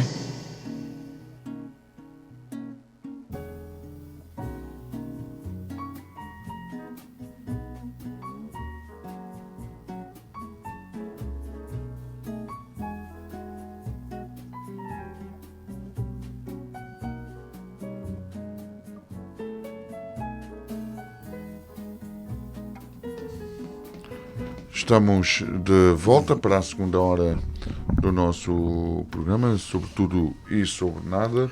Esta aqui é a emissão, e agora perdi-me. 190. Era para ver se vocês estavam. Um tal número redondo, não? Era para ver se estavam atentos. Afinal, estavam atentos. A emissão 190, a chegar aos 200, está a demorar, mas já podíamos ter chegado. Mas isto são ticos de professor. Eles estavam atentos. Exatamente. 190, 17 de março de 2025. Obrigado por continuarem na nossa companhia. Nós já estamos para a segunda hora de emissão, vai até às 24. E estávamos a conversar. João, eu não sei se interrompi algum do teu raciocínio. Eu ia. Sim, mas podes continuar. Ou então eu passava para a próxima pergunta. Mas são muitas nomeações do governo. Sim, estava a falar nisso. Muito basicamente e resumidamente, o que me parece é que há um empenho máximo em defender os privilégios adquiridos pelos partidos que estão no governo, não é? Que estão no poder, e uma tentativa desesperada de desalcançar por quem está na oposição. E pronto, e esses privilégios são aquilo que nós, ao fim e ao cabo, se consubstancia depois nas tais nomeações que falaste há pouco e que são evidentes cada vez que há uma mudança. Há sempre uma luta de lugares, pelos lugares, um combate, uma batalha. Inclusive sabemos que depois, dentro dos próprios partidos, há as batalhas intestinas, não é? Que no sentido de se posicionarem e façam. Começam logo pelas listagens. Começam logo lá dentro, não é? E, portanto, para a Assembleia da República. Pelas questões internas, e portanto por aí nós vemos onde é que estamos metidos nisto. Olhando para o futuro, já que o passado, mas aqui fazendo projeções, aliás, olhando para o passado, para ir depois às projeções, nós falou-se muito na questão do não é não, não é? Que se calhar André Ventura até se referiu a isso, não é? Não é não, não é não. Então, não é não. Veja. Estás a ver a direita a entender-se a esse nível? Bom, a esquerda a entender-se-á? Vamos lá não terá problemas nisso? Se nós pensarmos um bocadinho retrospectivamente e friamente analisando a situação, o que é que aconteceu? Nas últimas eleições, a direita, considerando direita PSD e, portanto, partidos à sua direita, a Iniciativa Liberal e Chega, CDS, teve uma maioria de votos, uma maioria muito considerável de votos em relação à esquerda, não é? Coisa que já não se verificava há algum tempo. Portanto, houve sem dúvida um virar do eleitorado à direita, e o que é que aconteceu? Houve digamos assim, um fechar de porta, um tal não é não, do PSD à entrada do Chega, fosse para o governo, fosse para um apoio meramente parlamentar, e o que é que aconteceu? E verificou-se que deu no que deu, não é? Deu num governo minoritário do PSD, de um governo que teve que negociar tudo aquilo que pretendia ver digamos, aprovado no Parlamento. Foi tendo o apoio mais ou menos explícito do Partido Socialista ao longo de muito tempo. A aprovação do orçamento, o programa de governo. Começou logo pela eleição do Presidente da Assembleia da República, pelo Orçamento de Estado, programa de governo também, pelo programa de governo e o orçamento de Estado, voto contra do Chega, voto contra na segunda moção de censura do Partido Comunista e finalmente voto contra, contraditório com os outros contras, voto contra a moção de confiança. Portanto, houve esta história, digamos assim. A direita, na minha opinião, tem duas opções aqui. Ou repete o erro no sentido de que deu no que deu, ou entende-se. O que me parece que também, digo já, com o atual Primeiro-Ministro, dificilmente haverá entendimento, pelo menos com o Chega, digo eu, porque as posições também estão tão extremadas, mesmo pessoalizadas, em termos de atritos pessoais, entre eles que dificilmente haverá... Mas na política pode acontecer, na política é quase como no futebol, não é? Hoje é verdade, amanhã pode ser mentira, como disse um antigo presidente da Vitória de Guimarães. E, portanto, é um bocadinho a política e futebol, que hoje é verdade, amanhã pode deixar de ser. Desculpa, João, é certo para ti que a direita que terá a maioria? Também perante as sondagens? Penso que sim. Quer dizer, penso que considerando os votos do Chega, da IEL e do PSD, sim, eu acho que sim. Isso não tenho qualquer dúvida sobre isso. Eu não digo maioria absoluta, vai ter maioria no Parlamento. Não é? Vai ter, digamos, mais deputados. Sim, achas que isso não dará também um entendimento posterior? Poderá dar ou não. Poderá dar, quer dizer, eu acho que... no seguimento daquilo que estavas a dizer? Sim, no seguimento do que eu estava a dizer. Eu acho que sim. Eu acho que a direita tem aqui duas opções. Aliás, o que eu acho mesmo é que o PS e o PSD se deviam entender, como disse há pouco. Considerando que isso não é possível, penso que provado. Ganhando um ou outro, é isso? Portanto, ganhando o PS ou o PSD, que é o que vai acontecer. Não é? Ou vai ganhar o PS ou vai ganhar o PSD. Ganhando um ou outro, eles não querem minimamente acordos com o rival maior, digamos assim. Ganhando o PS quer governar e não quer o PSD por perto. Ganhando o PSD quer governar e não quer o PS por perto. Portanto, e o outro será a oposição. Seria o mesmo registro que houve até agora nesta legislatura. E eu acho que é o que vai acontecer. Sinceramente, eu acho que o que vai acontecer. Mas já poderá acontecer algo... Poderá haver uma inversão. O PS poderá ganhar. Poderá continuar a ganhar o PSD. Enfim, mais votos, menos votos. Poderá haver aí uma oscilação, mas muito próximos um do outro. Acho eu. Portanto, na medida em que os erros foram repartidos ao longo deste ano de governação. Portanto, penso eu que ganha um, ganha outro, a maioria vai ser à direita, na minha opinião. Penso que dificilmente deixará de ser. E, portanto, a direita tem uma de duas. Ou se entende, ou coloca-se nas mãos do PS de novo. A direita, neste caso, o governo. Governo, seja o PSD. Portanto, se não se entende, vamos imaginar que o PSD negocia com o Chega, com o IEL, não digamos um governo conjunto, mas um apoio parlamentar. Negociado, enfim, com contrapartidas, que na política ninguém dá nada a ninguém, não é? Portanto, negociado e que permitirá ao governo ter estabilidade para aprovar as suas ideias, as suas propostas no Parlamento. Aí podemos ter alguma estabilidade. Se o PSD continuar a dizer que não é não, portanto, mantendo o Chega mais ou menos o peso que teve nas últimas eleições, e aí ele também, digamos que não havendo entendimento, continuando a existir tal porta fechada para o Chega, o que é que vai acontecer? Vai acontecer aquilo que já aconteceu, que é o PSD colocar-se nas mãos do PS para governar, e depois caberá ao PS ir apoiando ou não. O registro será idêntico ou igual ao que está acontecido de um lado é evidente que por muita sede que o PS tenha para ir ao pote e para destruir o governo do PSD, vai ter que ter cuidado, não é? Porque ninguém lhe perdoará que continue a tirar sistematicamente o tapete àquilo que o governo pretende implementar, não é? E o PS sabe isso, não é? Aliás, tanto sabe que manteve um apoio, como disse há um bocado, explícito durante este ano, até ao fim. Até agora a moção de confiança sempre esteve, digamos, com o governo e de uma forma mais ou menos deliberada e explícita. E, portanto, haverá aqui estas... Mas teremos um governo sempre digamos, muito frágil. Muito instável. E sempre nas mãos, enfim, de eventuais situações que podem, de um momento para o outro, parece que será criar uma nova crise. A não ser que a campanha seja realmente surpreendente e possa aqui fazer pender a balança para uma das partes. Acho que vai ser difícil ser muito diferente daquilo que foi. Ana Marta, também vês, imaginas o PS na governação Por um lado é a pergunta que te faço, também desta forma instável, e a ter que, imaginando, por exemplo, uma maioria de direita no Parlamento, mas ganhando o PS, e a outra pergunta é como é que será uma segunda vitória de Luís Montenegro e que corresponderá a uma segunda derrota de Pedro Nuno Santos. Em que situação é que ele ficará? Eu, antes de mais, acho que, independentemente do partido que chegar à governação, vai ser novamente com uma grande instabilidade, independentemente das alianças que possam fazer.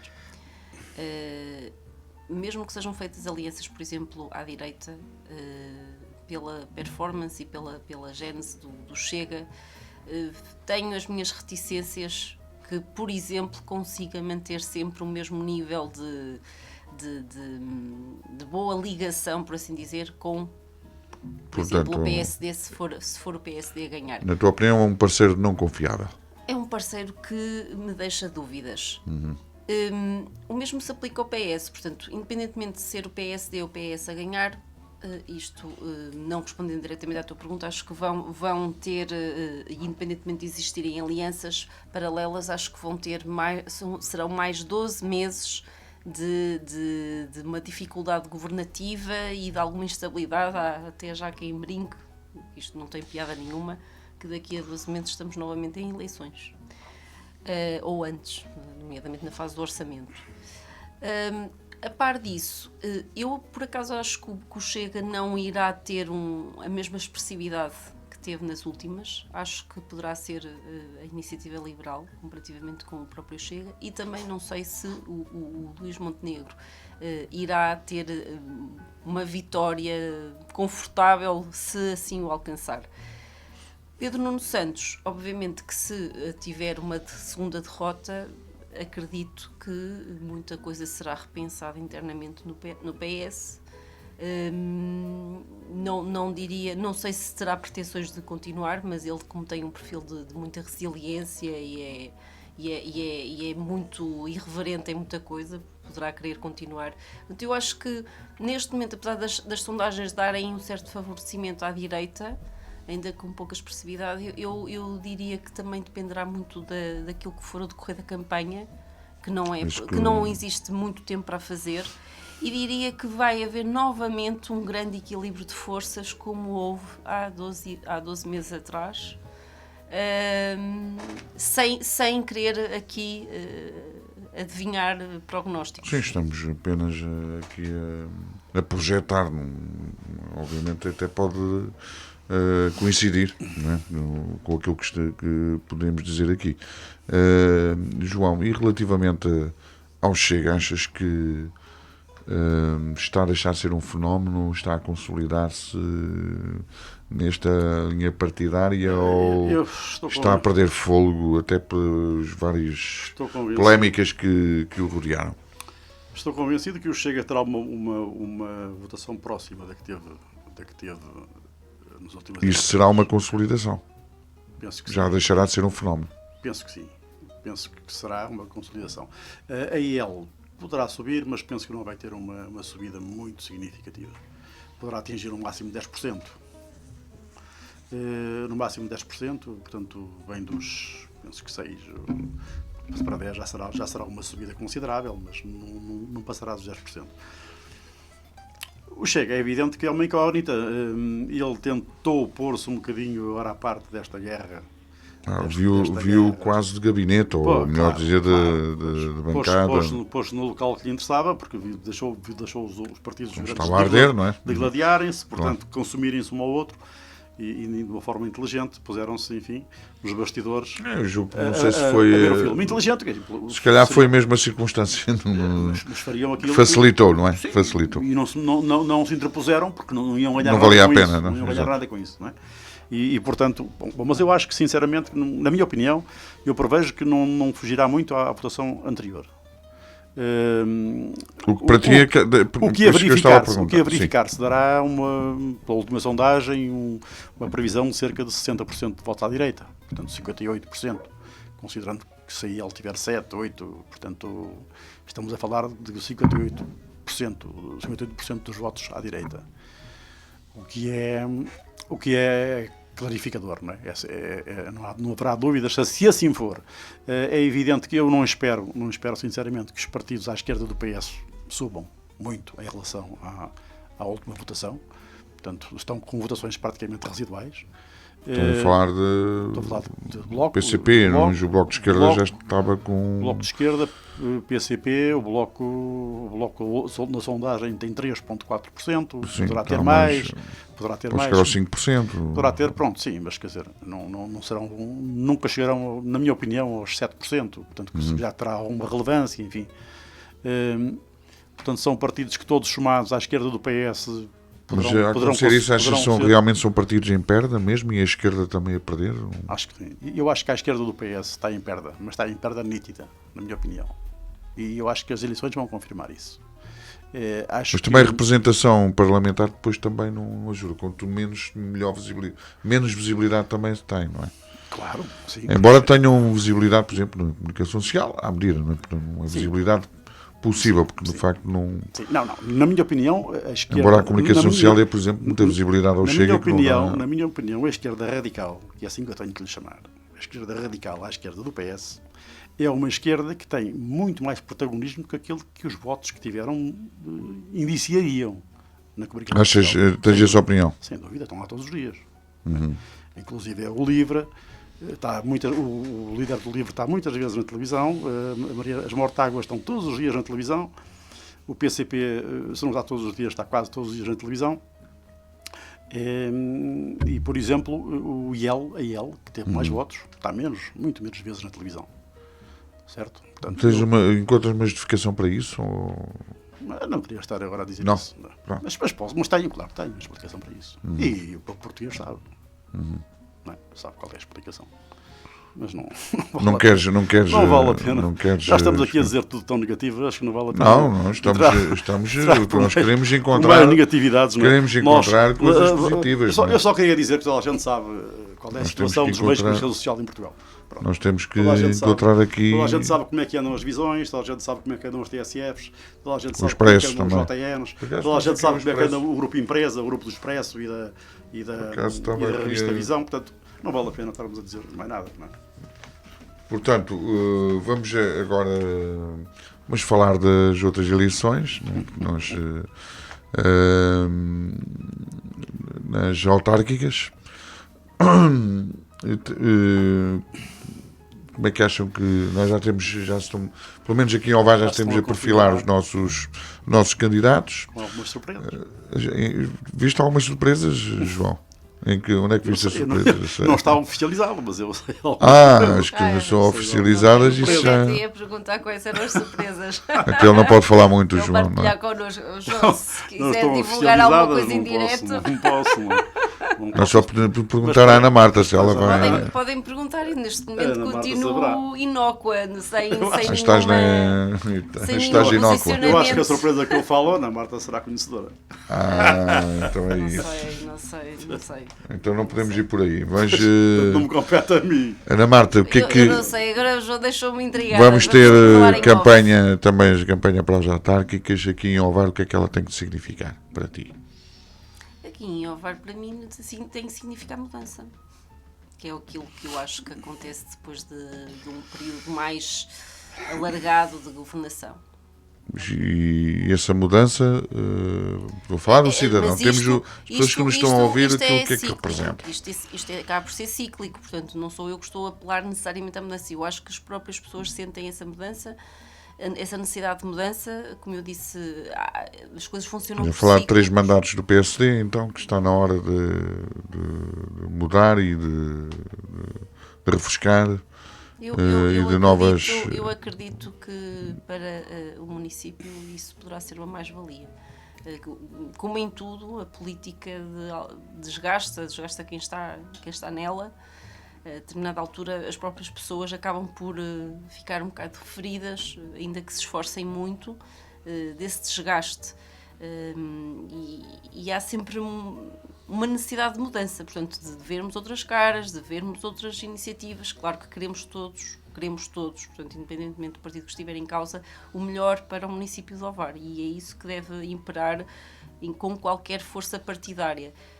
Já temos alguns candidatos conhecidos, portanto, prevejo volta à campanha, prevejo uma campanha de esclarecimento e com ideias, essencialmente queremos ideias. As eleições não é? autárquicas têm uma particularidade. O PS também já anunciou oficialmente o seu candidato. Certo, é verdade. Manuel Oliveira. Sim. Temos a Ligia Pote, já vês também a sua... é isso que eu também queria dizer. Portanto, estas eleições têm depois há outros que se vão perfilar também, que se vão anunciar a sua candidatura. Tem uma particularidade de introduzirem outras pessoas, outro tipo de movimentos, portanto, quase que posso dizer, os ovarenses têm aqui algum por onde escolher, e portanto, neste momento, aquilo que eu desejo é que também, quando chegarmos a esse momento, já está a existir de alguma forma, mas claro que isto acabou por ser interrompido com a questão das legislativas. Mas em paralelo pode correr, porque as pessoas vão estar no terreno também. Efetivamente, e pode e deve. E acredito que até que se possam mesclar algumas campanhas. Também, é verdade, sim, também. Mas acima de tudo que existe aqui um objetivo que seja ovar. Eu ainda agora, creio que vocês também, vi nas notícias, nas redes sociais deste despedimento. A questão da Yazaki. 3 centenas de pessoas. Isto é preocupante, e ou seja, ainda agora viemos do carnaval, da euforia, não é? Da festa. Não obstante o que está a acontecer a nível nacional, na Europa e no mundo, nós cá ao VAR depararmos com uma notícia destas e saber que isso tem repercussões que vão muito mais além do que dizemos que são 3 centenas de pessoas.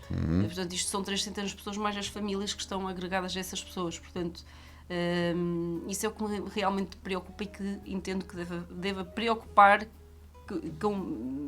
nas pessoas que irão debater estas autárquicas. João, para ti, será também uma temática que te vai despertar grande curiosidade e grande interesse? A questão da campanha das autárquicas em Ovar? Claro que sim. Eu entendo que mais do que a pessoa ou as pessoas, interessa de facto as ideias. Interessam que sejam trazidas à campanha ideias novas, ideias que permitam resolver alguns problemas que a cidade manifestamente apresenta e que possam clarificar, digamos, e deixar os espíritos dos eleitores, digamos assim, de uma forma límpida, com uma noção daquilo que cada partido e cada candidato se propõe fazer, para que as pessoas possam, enfim, com consciência, fazer a sua escolha.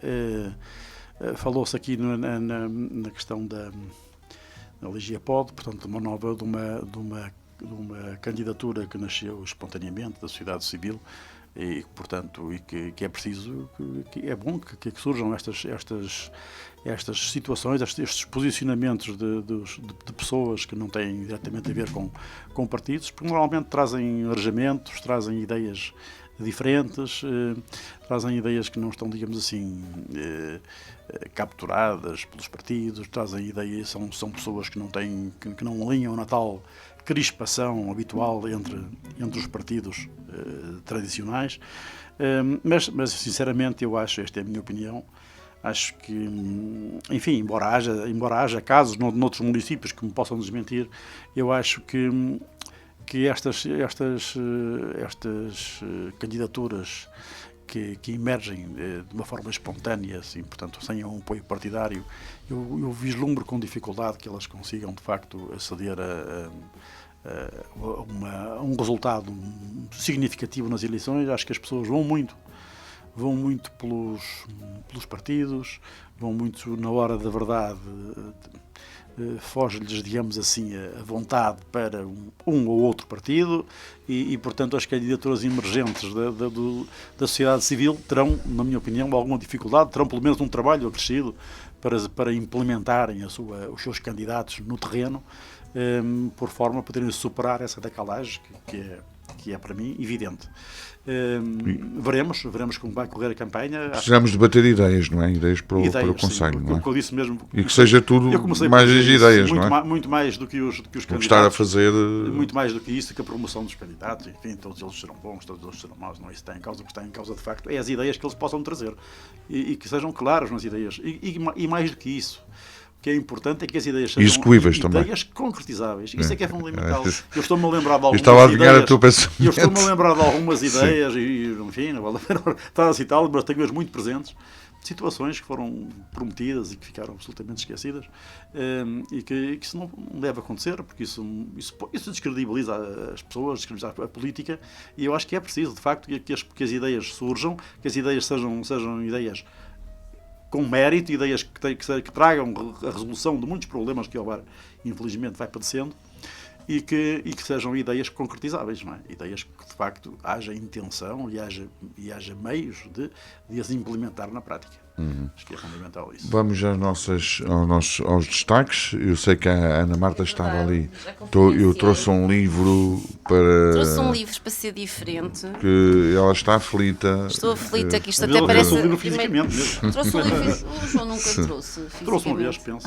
Já trouxe. Já trouxe. Geralmente não traz. Já trouxe isso. Ok. Maquiavel. Estamos aqui. Não acham que é oportuno? É oportuno. É oportuna a leitura. Esse livro é um clássico, não é? Já saio daqui mais feliz por ver aqui dois intelectuais acabarem a minha escolha. É um clássico e é Aos 40 obrigatório. anos é bom ouvir um elogio destes dois grandes intelectuais aqui alvarenses. Pronto, para verem que eu estou-me a esforçar. Muito bem. Não, mas fora de brincadeiras, partilhar com quem está lá em casa. Isto é um livro muito, muito fininho.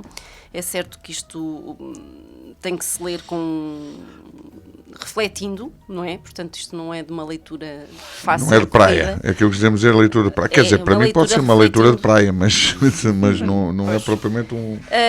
E basicamente, portanto, isto ficou muito conhecido e vocês se calhar até poderão fazer uma abordagem mais completa do que a minha. Ficou muito conhecido, ficou como uma referência a nível político e literário. Basta dizer qual é o nome do autor. Ora, diz o nome do autor. Nicolau Maquiavel. Basta pensar na palavra maquiavélico, não é? E estudei isto em ciência política. Vem daí, vem do Maquiavel. Exatamente, estudei Maquiavel quando estudei ciência política, quando tirei o curso na faculdade, e é curioso. Olha que tinha tudo a ver com a ciência política também, não, mas por acaso estudei entre vários vultos que influenciaram na política, e também estudei Maquiavel, e na altura é curioso que nunca cheguei a ler o livro, e eu já tinha passado os olhos no livro e decidi relê-lo novamente, e portanto está designado como uma obra de referência e de um pragmatismo radical e implacável, portanto um clássico. Obrigatório. Obrigatório na leitura e obrigatório em qualquer biblioteca pessoal. Também. É verdade. Estávamos a falar em livros, depois já falas à vontade, pode ser? Já que estamos nos livros, se puder ser. Ok. Eu estou a ler dois, neste momento. Estou a ler um que é O Medo da Liberdade, de Erich Fromm, das edições 70. Tem muito a ver com os aspectos psicológicos da política. Portanto, ele é escrito por um psicólogo, que tem a ver, portanto, tem uma abordagem histórica, tem uma abordagem política e tem uma abordagem dos aspectos psicológicos da política, que acho que é muito, muito interessante. É uma abordagem diferente da política. E estou a ler um livro, que é outro livro, que é da Oficina da Escrita, Ideologia ou Ciência, Identidade de Género, de Maria Helena Costa, que é um livro sobre... Qual é não falo... Ideologia ou Ciência, Identidade de Género. Ok. Ideologia ou Ciência. Sim. Maria Helena Costa, Oficinas da Escrita. Que é um livro, como o próprio nome diz, portanto, sobre as questões da identidade de género.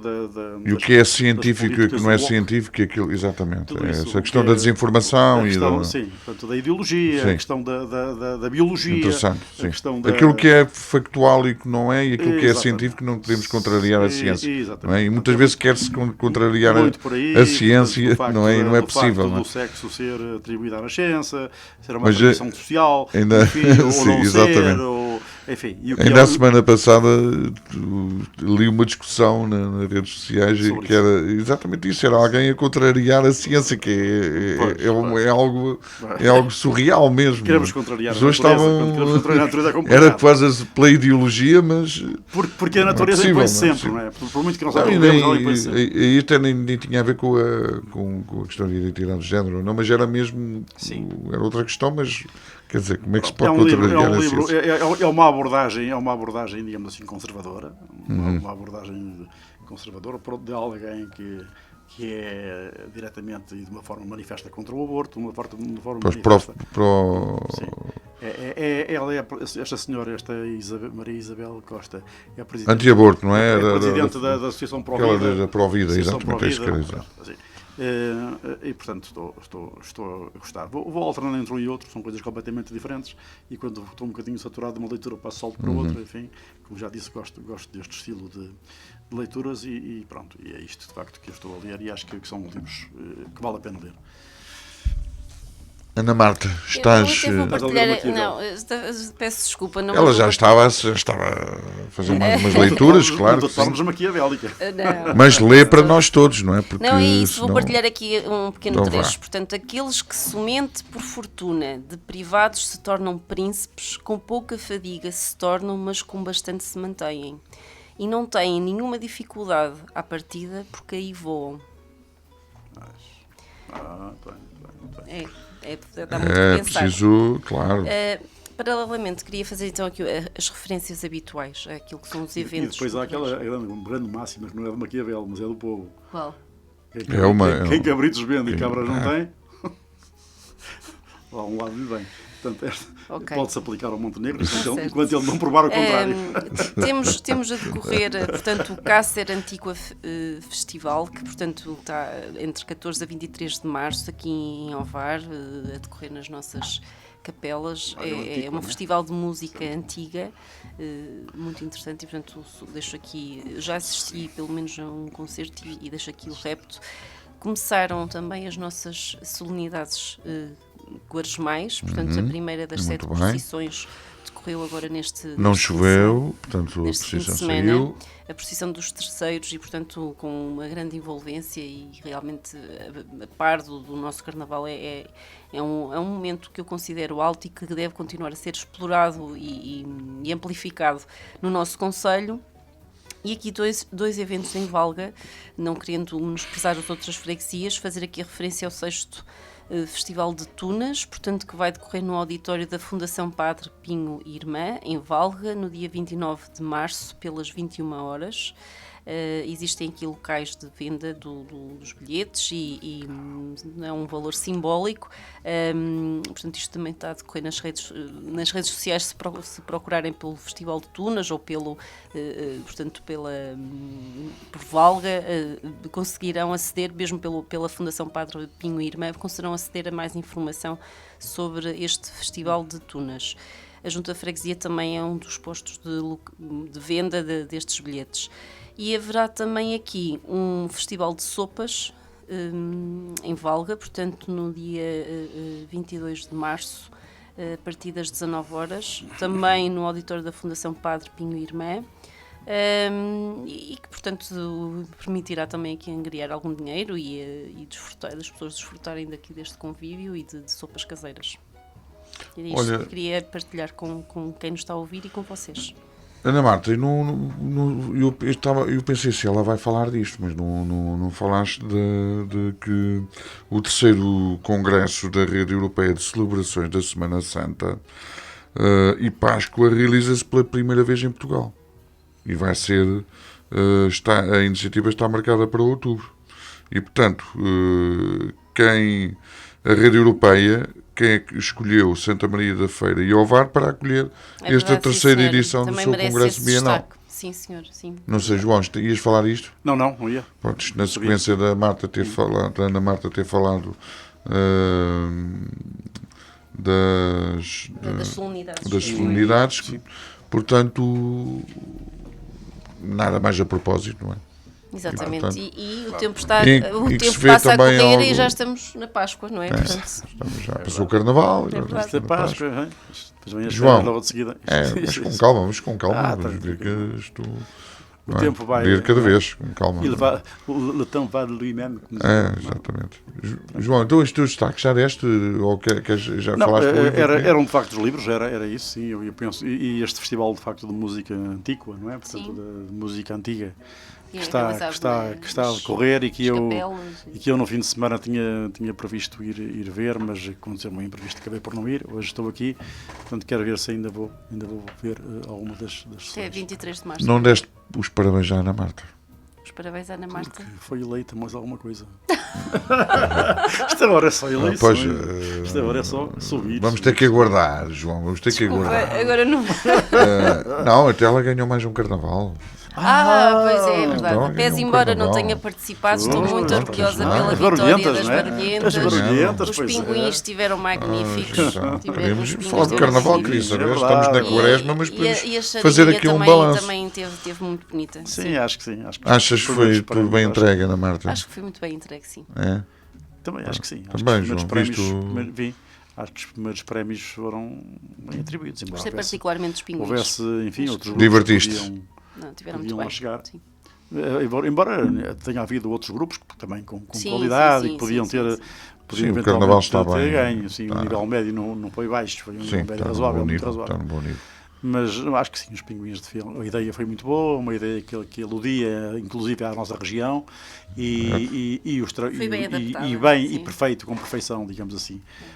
A ideia com brio, bem, com rigor, apresentada, com muito rigor e com muita perfeição, e acho que sim. Acho que foi. Por isso é que eu estava a dizer, João, temos que. Ela vê lá que ela teve com as cores, ela hoje vem com as cores. Ela vem com as cores que correm no meu coração, que é o rosa. Mas, porque ela depois diz, não me deram os parabéns. O João estava-se a querer antecipar. Eu fui logo para aquilo que seria mais óbvio. Foste para a festa, Ana Marta, foste festejar. Olha, não festejei muito, é curioso que só festejei. Só 2 noites de carnaval, é verdade, só festejei 2 noites de carnaval, mas correram muito bem, gostei muito. A noite mágica, particularmente. Pois a comemoração de terça à noite foi também grande, não é? Sim, naturalmente que champanhe champanhe abundante e abundância. É curioso é que são 4 carnavais seguidos, não é? Sim, vencedores. Sim.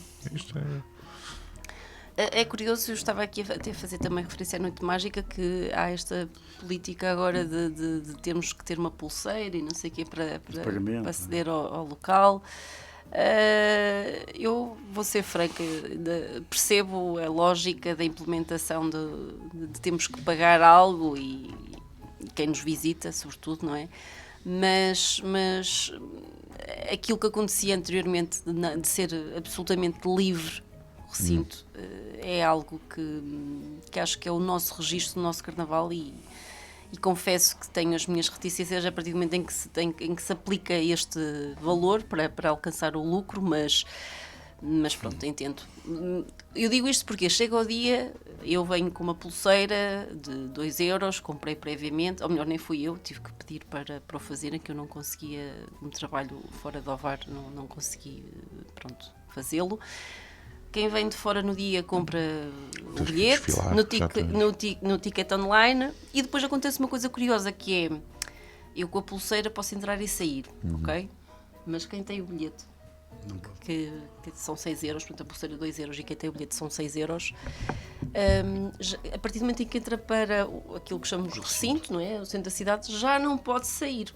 Ou melhor, não pode reentrar. Não pode reentrar, exato, peço desculpa, exatamente, o João corrija-me bem. Pode sair, mas já não pode entrar novamente. Imagina, ter que ir ao carro, não pode sair ou na casa. Perspectiva de voltar a entrar. Sim, exatamente. Não há livre trânsito, por assim dizer. Não há livre trânsito, o que acho que é uma logística que se deve pensar. Uma coisa que eu acho que é importante. Que se deve pensar para melhorar, já que é para ficar, já que é para implementar e essa questão do pagamento, não é? Portanto, mas então há um bocadinho a lógica como foi ali a viagem medieval, não havia. Agora começou com 1 euro e agora pagas quase 10. Por aí. Criou-se uma lógica que não existia. Uma coisa que eu acho que é importante aí, é importante preservar e ter atenção, independentemente disso não ser, digamos, de o pagamento da entrada não ser uma condição indispensável para isso, mas eu acho que pode ajudar, é a garantia das condições de segurança de quem lá está. Isso quem está dentro do recinto também. Isso é fundamental, até porque nos últimos anos, antes desta implementação desta medida, tinha-se falado aí nos grupos que vinham de fora e que causavam desordem. Pagar... Sim, foi o que eu disse, não é indispensável que o pagamento para que isso seja garantido, não é? Mas eu acho que, mesmo se não houver pagamento, porque eu acho que o pagamento obriga a uma entrada por bilheteiras ou por uma zona mais digamos assim, mais restrita, porque senão o acesso não é livre. Portanto, há umas entradas e nas entradas eu não sei se há ou não há um mínimo de condições ali de revista ou de, pelo menos, de alguma filtragem em relação a quem entra no recinto. Porque tinham-se verificado situações de insegurança e de agressões e de problemas de segurança nos últimos anos antes da implementação desta medida. Mas não sei se as coisas não terão diretamente a ver, não terão uma ligação direta, eu concordo, mas acho que preservar com ou sem pagamento é indispensável que haja garantia de que quem entra não vai para lá com artefactos capazes de provocar a questão havendo o pagamento, havendo esta implementação de pagamento, que seja a melhorar e a pensar, por exemplo, este tipo de pormenores técnicos logísticos que partilhei aqui, parece um pormenor, mas obviamente que nós recebemos muita gente de fora nesse dia e eu própria podia só ter adquirido o bilhete nesse dia, um dia antes, e depois, a partir desse momento, não sendo pulseira, cria logo aqui, logisticamente, aqui algum constrangimento. Pode haver necessidade de eu ter que ir a casa buscar alguma coisa ou fazer alguma coisa. Tenho que estar a justificar com a segurança. Se os seguranças receberem uma centena de exceções, coitados, não é? Portanto... Sim, mas essa situação da pulseira... A pulseira não, já é livre trânsito. Já são, pois é isso, já são pessoas residentes. Sim, são de cá. Aqui. Mas foi um bom carnaval. Sim, foi bem. E mais, pronto, a Ana Marta ficou satisfeitíssima. Espero para quem nos esteja a ouvir também tenha usufruído um bom carnaval. Sim, foi muito bom. Mudando de assunto, aqui algo mais, não é ser mais sério, mas se calhar não nos deixar assim tão bem dispostos, tem que ver com tudo o que está a acontecer no mundo. E especialmente já estávamos aqui um bocadinho a falar deste encontro da manhã, não é? de Trump com o Putin, mas como é que tem visto também este turbilhão de despachos, direi assim, de Trump, que tem em que ele atira para todos os lados. É mesmo assim uma expressão popular, mas tem sido isso mesmo. Atira para todos os lados e tomou posse em janeiro, portanto está há 2 meses praticamente, e com tanto já em que ele mexeu no mundo. Ana Marta. Isto já era de alguma forma, e creio que também tem vindo a ser falado aqui, já era de alguma forma expectável esta imprevisibilidade do Trump. No que diz respeito ao conflito entre a Ucrânia e a Rússia e a esse telefonema que está previsto creio que é um telefonema que irá ser realizado amanhã entre os 2 líderes. Já há quem adiante na comunicação social que o Putin não está propriamente receptivo a um cessar-fogo por 30 dias. Pese embora acho que seja esse o repto que Trump vai lançar, naturalmente que existirão aqui outras questões que não são trazidas a público e que irão ser discutidas, mas atendendo ao hiato temporal que já decorreu e focando-me nesse conflito em concreto, e lamentando já antecipadamente que as perdas que se originaram com este conflito, patrimoniais e sobretudo pessoais e vidas humanas, aquilo que eu lamento é que vai haver, ou melhor, parabenizo e anseio um desfecho, mas lamento que seja um desfecho não seja o melhor desfecho, provavelmente, portanto antecipo que haja aqui uma grande cedência por parte da Ucrânia e depois de tanto sacrifício decorrido, portanto não deixo de lamentar, mas que venha esse encontro e esse cessar-fogo, que seja um cessar-fogo não por 30 dias, mas por tempo indeterminado. Sim, ou que seja definitivo, não é? E definitivo, e portanto que este conflito já levou mais tempo do que aquilo que nós desejaríamos. Não estávamos já à espera, era tão imprevisível, mas esta não lembrava ninguém que era fazer da faixa de Gaza uma riviera. Portanto, se calhar só mesmo na cabeça dele, ou nos conselheiros, ou alguém que lhe passou aquela ideia e ele agarrou-a como se fosse algo extraordinário. A olhar que mandar os palestinianos para a Jordânia, ou para o Egito, ou para a Arábia Saudita, quer dizer, isto não se formos faz olhar sentido. para o número de vendas do Tesla, desde que o Elon Musk que é outra questão, não é? integra, portanto, Principalmente os europeus reagiram, não é? Dos elementos dali da comitiva de Trump, não deixa de ser curioso realmente essa quebra e queda a pique no número de vendas na Europa, e portanto acho que isto também é sintomático. Não podemos esquecer que temos centenas de empresas americanas, não é? Mas o Musk é diretamente implicado porque ele, de facto... Paralelamente existem empresas do setor automóvel que também, nomeadamente Sim. a Volkswagen, que fecharam, ou empresas, fábricas da empresa, portanto não a empresa, mas fábricas dessa empresa, e que demonstra também a fragilidade do setor automóvel energético da Europa. Não obstante, também temos este déficit do ponto de vista daquilo que é segurança, não é? E armamento, mas que demonstra esta fragilidade da Europa também comparativamente com aquilo que são as necessidades daquilo que é o mercado externo, portanto... avizinham-se tempos difíceis em muita coisa, e eu noto também, de alguma forma pode ser coincidência, que existem coisas que, por exemplo, eu já comprava e que é de um determinado preço e que agora de repente estão a um preço muito mais elevado. João, Bom, e então o que eu tens acho a é que dizer nós sobre... enfim, perdemos aquela ilusão inicial de que de facto o Ocidente iria ajudar suficientemente a Ucrânia para derrotar a Rússia, não é? Penso que essa ilusão já vamos perdendo, vamos verificando que a Rússia vai acabar por ganhar a guerra no sentido, pelo menos, de conseguir fazer valer na mesa das negociações aquilo que acha que é dela, que é dela por direito próprio, embora não seja, não é? Mas é que vai considerando dela por direito próprio, nomeadamente a anexação dos territórios que já conseguiu conquistar no terreno de combate. E, portanto, ultrapassada que foi essa ilusão, apareceu-nos o Arauto da Paz. O Arauto da Paz que prometia, digamos, que ia conseguir-se acabar com uma guerra num dia ou 2 dias, Com a enfim. fome no mundo. E esse Arauto da Paz não tem trazido mais do que mais guerras e mais discordâncias. Estou-me a lembrar das tarifas alfandegárias que ele está, portanto, a implementar à maior parte dos países que eram até aqui seus aliados. Eu bem sei que alguém disse um dia: eu estou de acordo que os Estados não têm amigos, têm interesses.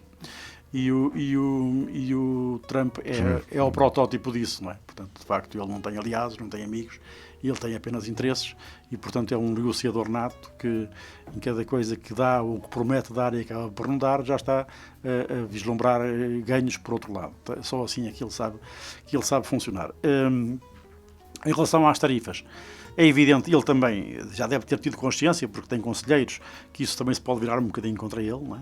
Nós sabemos que a economia dos Estados Unidos é uma economia que, em proporção à sua dimensão, é uma economia que é, por exemplo, os países vizinhos, nomeadamente o México e o Canadá, são países que têm um excedente no comércio com os Estados Unidos. Portanto, os Estados Unidos importam, digamos assim, mas em termos globais, os Estados Unidos, para a sua dimensão, importam relativamente pouco. O que pode acontecer é que também os exportadores americanos vão ter dificuldades também, porque vão comprar os fatores de produção, aquilo que precisam para produzir, mais caro, não é? Na medida em que as tarifas vão encarecer a chegada aos Estados Unidos dos fatores de produção que as empresas americanas vão precisar para produzir e para depois poderem exportar. Portanto, vão também encarecer por essa via. Em que algumas não têm a mesma alternativa. Exatamente, porque são muito dependentes, nomeadamente no aço, no alumínio. Ele próprio já falou nisso. Portanto, aí também as empresas exportadoras alemãs, americanas, vão sentir dificuldades. E, por outro lado, também há as tarifas recíprocas, não é? Visto que os países que são alvo das tarifas já estão a anunciar que também eles próprios vão impor tarifas e, portanto, a exportação americana vai sofrer por duas vias. Por um lado, porque vai sentir os seus custos de produção mais caros, maiores, os fatores de produção mais caros, os seus custos de produção vão aumentar, vão praticar preços necessariamente mais elevados na exportação, o que vai dificultar as suas exportações para o exterior, e por outro lado também vão sofrer tarifas impostas pelos países que foram afetados. Ele próprio diz que... a repostar. Ele próprio diz que espera uma recessão, mas ele tem um interesse nisto. Não é? Ele Claro. não será para ter problemas no futuro a nível económico. Claro. Não é? Ele tem uma agenda. Claro. Não é um louco, quer dizer, é um louco, mas não será assim. Pois, ele é tão louco. Aparenta ser um louco. Ora, isso mesmo. Portanto, ele Comentários estamos a responder, mas... Ele tem uma série de estratégias e depois tem um problema que é difícil de entendê-lo porque ele põe todos em movimento em simultâneo. Sempre não para. Quer seja a parte económica, quer seja a parte geopolítica, quer seja o território da Groenlândia, quer seja, portanto, as negociações de paz, já está acabar com o Departamento de já está a Educação, pensar agora são... nos solos, subsolos, das riquezas do subsolo. Era o que eu estava a dizer, atira para todo lado. Ele está a atirar para todo Ele lado. atira para todo lado. E mais, e atira com uma intensidade tal que ele não quer atingir aquela intensidade, ele quer atingir um bocadinho menos. Mas manda, digamos assim, a bujar com toda a força para depois para as pessoas se habituarem àquela ideia de afinal não foi assim tão mal. Mas foi aquilo que ele pretendia desde o início. Portanto, há aqui uma estratégia bem pensada. Ele é um louco, mas não é nada louco. Ele tem uma estratégia. Sim, é por isso que eu digo que o que eu leio até em termos... Eu não sou especialista em economia, sou apenas um curioso e aquilo que eu leio, há muitos economistas portugueses e até europeus, mas dizem que isto é uma política suicida a nível da economia e algum dia ele estará rodeado também de especialistas, não é? De pessoas que o devem aconselhar, e mesmo sendo ele também um empreendedor, um empresário, embora tenha tido também as suas falências. E depois tem uma economia que é uma economia potente, não é? Uma economia que... Portanto, ele quer chegar a algum lado com isto. Se for sancionada, vai-se aguentando. E ao mesmo tempo é atingir, não é países terceiros, não é? Atingir no âmago das suas próprias economias e com isso também crescer. E depois cede parcialmente, enfim, àquela ambição desmedida inicial contra o país, mas quer contrapartidas, não é? Ao México ele suspendeu e tal, mas atenção que eu não quero aqui imigrantes na minha fronteira. Isso é outra questão. Tratem vocês disso que eu não quero aqui imigrantes. Não é? Portanto, ele tem sempre uma contrapartida. Ele está sempre a tentar ganhar em algum tabuleiro. E, portanto, não está, quando ele exige e bate na mesa a impor uma exigência, digamos, de X, ele quer atingir um pouco menos, não é? Mas essa cedência que ele faz... Há aqui uma estratégia. A cedência que ele faz e que lhe permite atingir o objetivo que ele sempre quis, essa cedência vai-lhe permitir uma contrapartida que ele vai exigir ainda para além disso. Agora, essa estratégia, de facto, também não é isso que eu ia questionar, não é uma estratégia que possamos dizer que seja colaboracionista, não é? Com os países que são parceiros já há muitas décadas, não é? E que criaram uma hostilidade. Portanto, a globalização... É a tal máxima, os Estados não têm amigos. Os aliados, vamos esquecer isso, não é? Aliás, os aliados estão a ser atingidos de uma forma desmesurada, não é? Sim. Inclusive ao nível da NATO, é muito evidente. Isto é o registro pessoal também de Trump e dos republicanos, portanto... Mais dele, não é? Ao nível, sim, muito mais dele. Ao nível da União Europeia, que ele considera a União Europeia, que a União Europeia foi criada para combater... Isso é mais uma narrativa que ele inventa, não é? Portanto, e que se calhar os americanos depois acreditam naquilo e acabam por... Portanto, não estamos a pensar e esqueçam os aliados, esqueçam os amigos. Que já ainda há pouco também falou, foi lá o primeiro-ministro irlandês, ou o presidente, agora não tenho a certeza, que também foi recebido lá na Casa Branca e disse também uns disparates sobre a Irlanda, que diz que se aproveita dos Estados Unidos. Hoje é o St. Patrick's Day. Falarem em Olha, é mais um dos destaques da Ana Marta. É 17 de março, St. Patrick's Day. É mais um destaque eu até gostava, eu não sei se foi foi o primeiro-ministro irlandês, mas ele disse, o que é que ele disse exatamente, o Trump? Eu tenho ideia, tenho uma ideia disso, mas não me lembro que a também.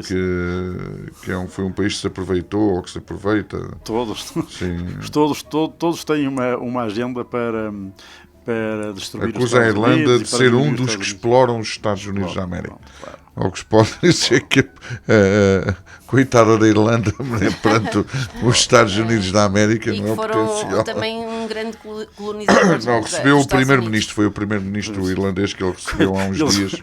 Eles vão lá, coitados, e são recebidos tão cordialmente. Elogiou o primeiro-ministro irlandês, mas referiu-se à União Europeia como um adversário dos Estados Unidos que tratou o seu país injustamente durante décadas. Mas ele vai lançando estas narrativas, e quem está lá não ter conhecimento acredita, e depois consegue criar ali um sistema quiçá de ódio, não é? Mas eu não sei até que ponto a sociedade norte-americana será assim tão... A maioria estamos lá metidas lá no Kentucky, lá naqueles confins do universo. Eles já têm uma posição interna razoável, mas já se vai manifestando uma posição interna que vai sendo já evidente. João, como é que ele foi eleito, não é? A insultar tudo e todos, não é? E a questão da ética, quando chamamos de ataques pessoais, ataques pessoais diretos, não é? E com processos com condenação. Estávamos a falar aqui dos ataques pessoais, não é? Que fomos acontecendo na nossa política. Para ele é um caso à parte. Não podemos qualificar com base nos critérios dos outros. Os nossos padrões não são. Ele arrebenta completamente com esses limites, com as barreiras. Ele arrebenta à escala. Vamos já às despedidas, a conversa está boa. Mas foi o que eu disse, isto é um instante, um ápice. Isto é um saltinho mesmo e portanto foi excelente. Foi mais uma vez, o tempo passou, o tempo voou, não se deu conta que já passaram 2 horas. Espero que tenha sido da mesma forma. Vínhamos cá todas as semanas, não é, João? Eu acho que sim. Eu estou, quer dizer, quase todas, não é? Mas eu estou cá. Eu acho que sim, vínhamos cá todas as semanas, porque de facto isto, a realidade, fazemos um programa, vai-nos dando sempre. Já não era às 2 vezes por semana, era 5 vezes por semana. A realidade vai-nos alimentando sempre com assuntos e com matérias para. Isso não for a nível nacional, a nível internacional, há sempre matéria para podermos refletir e trocar impressões. Eu acho que foi muito bom. Ficámos, enfim, falámos um pouco sobre o país e o mundo. E de facto foi muito agradável, gostei muito. Espero que os ouvintes em casa também tenham gostado tanto quanto eu gostei, e penso que vocês também. E portanto, vou desejar uma Santa Páscoa a todos e que haja paz no mundo, mais paz e mais concertação, mais encontro de ideias. Muito obrigado, João. De vontades no mundo. Vamos passar então, Ana Marta, para as despedidas. Agradecer a quem nos está a ouvir, agradecer a vocês este momento de partilha, e que, como disse no início deste programa, que possamos ser uma boa companhia para todos os ouvintes, para todos aqueles que assistem, e também alguma fonte de esclarecimento. Desejar uma Santa Páscoa para todos e sobretudo muita saúde. Para os dois, Ana Marta, João também, uma boa Páscoa, que seja também um momento de partilha em família. De hoje a 8 não vai haver programa, mas de hoje a 15 cá estaremos de regresso com outra dupla de convidados residentes que estão, como sabem, em sistema rotativo. Votos numa boa semana, ou então de umas boas semanas, que até ao regresso daqui a 15 dias, e cá estaremos de volta então na outra segunda-feira, daqui a 15 dias estaremos de regresso. Boa semana, até lá.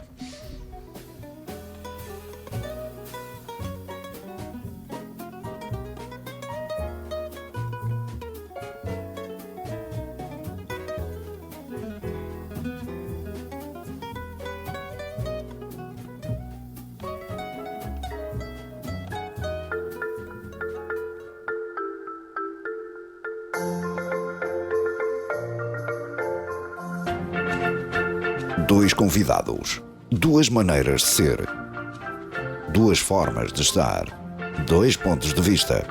Aqui cruzamos as opiniões, partilhamos o tempo, alinhamos as ideias, todas as semanas, para recolher o mundo, espalhar os acontecimentos e falar.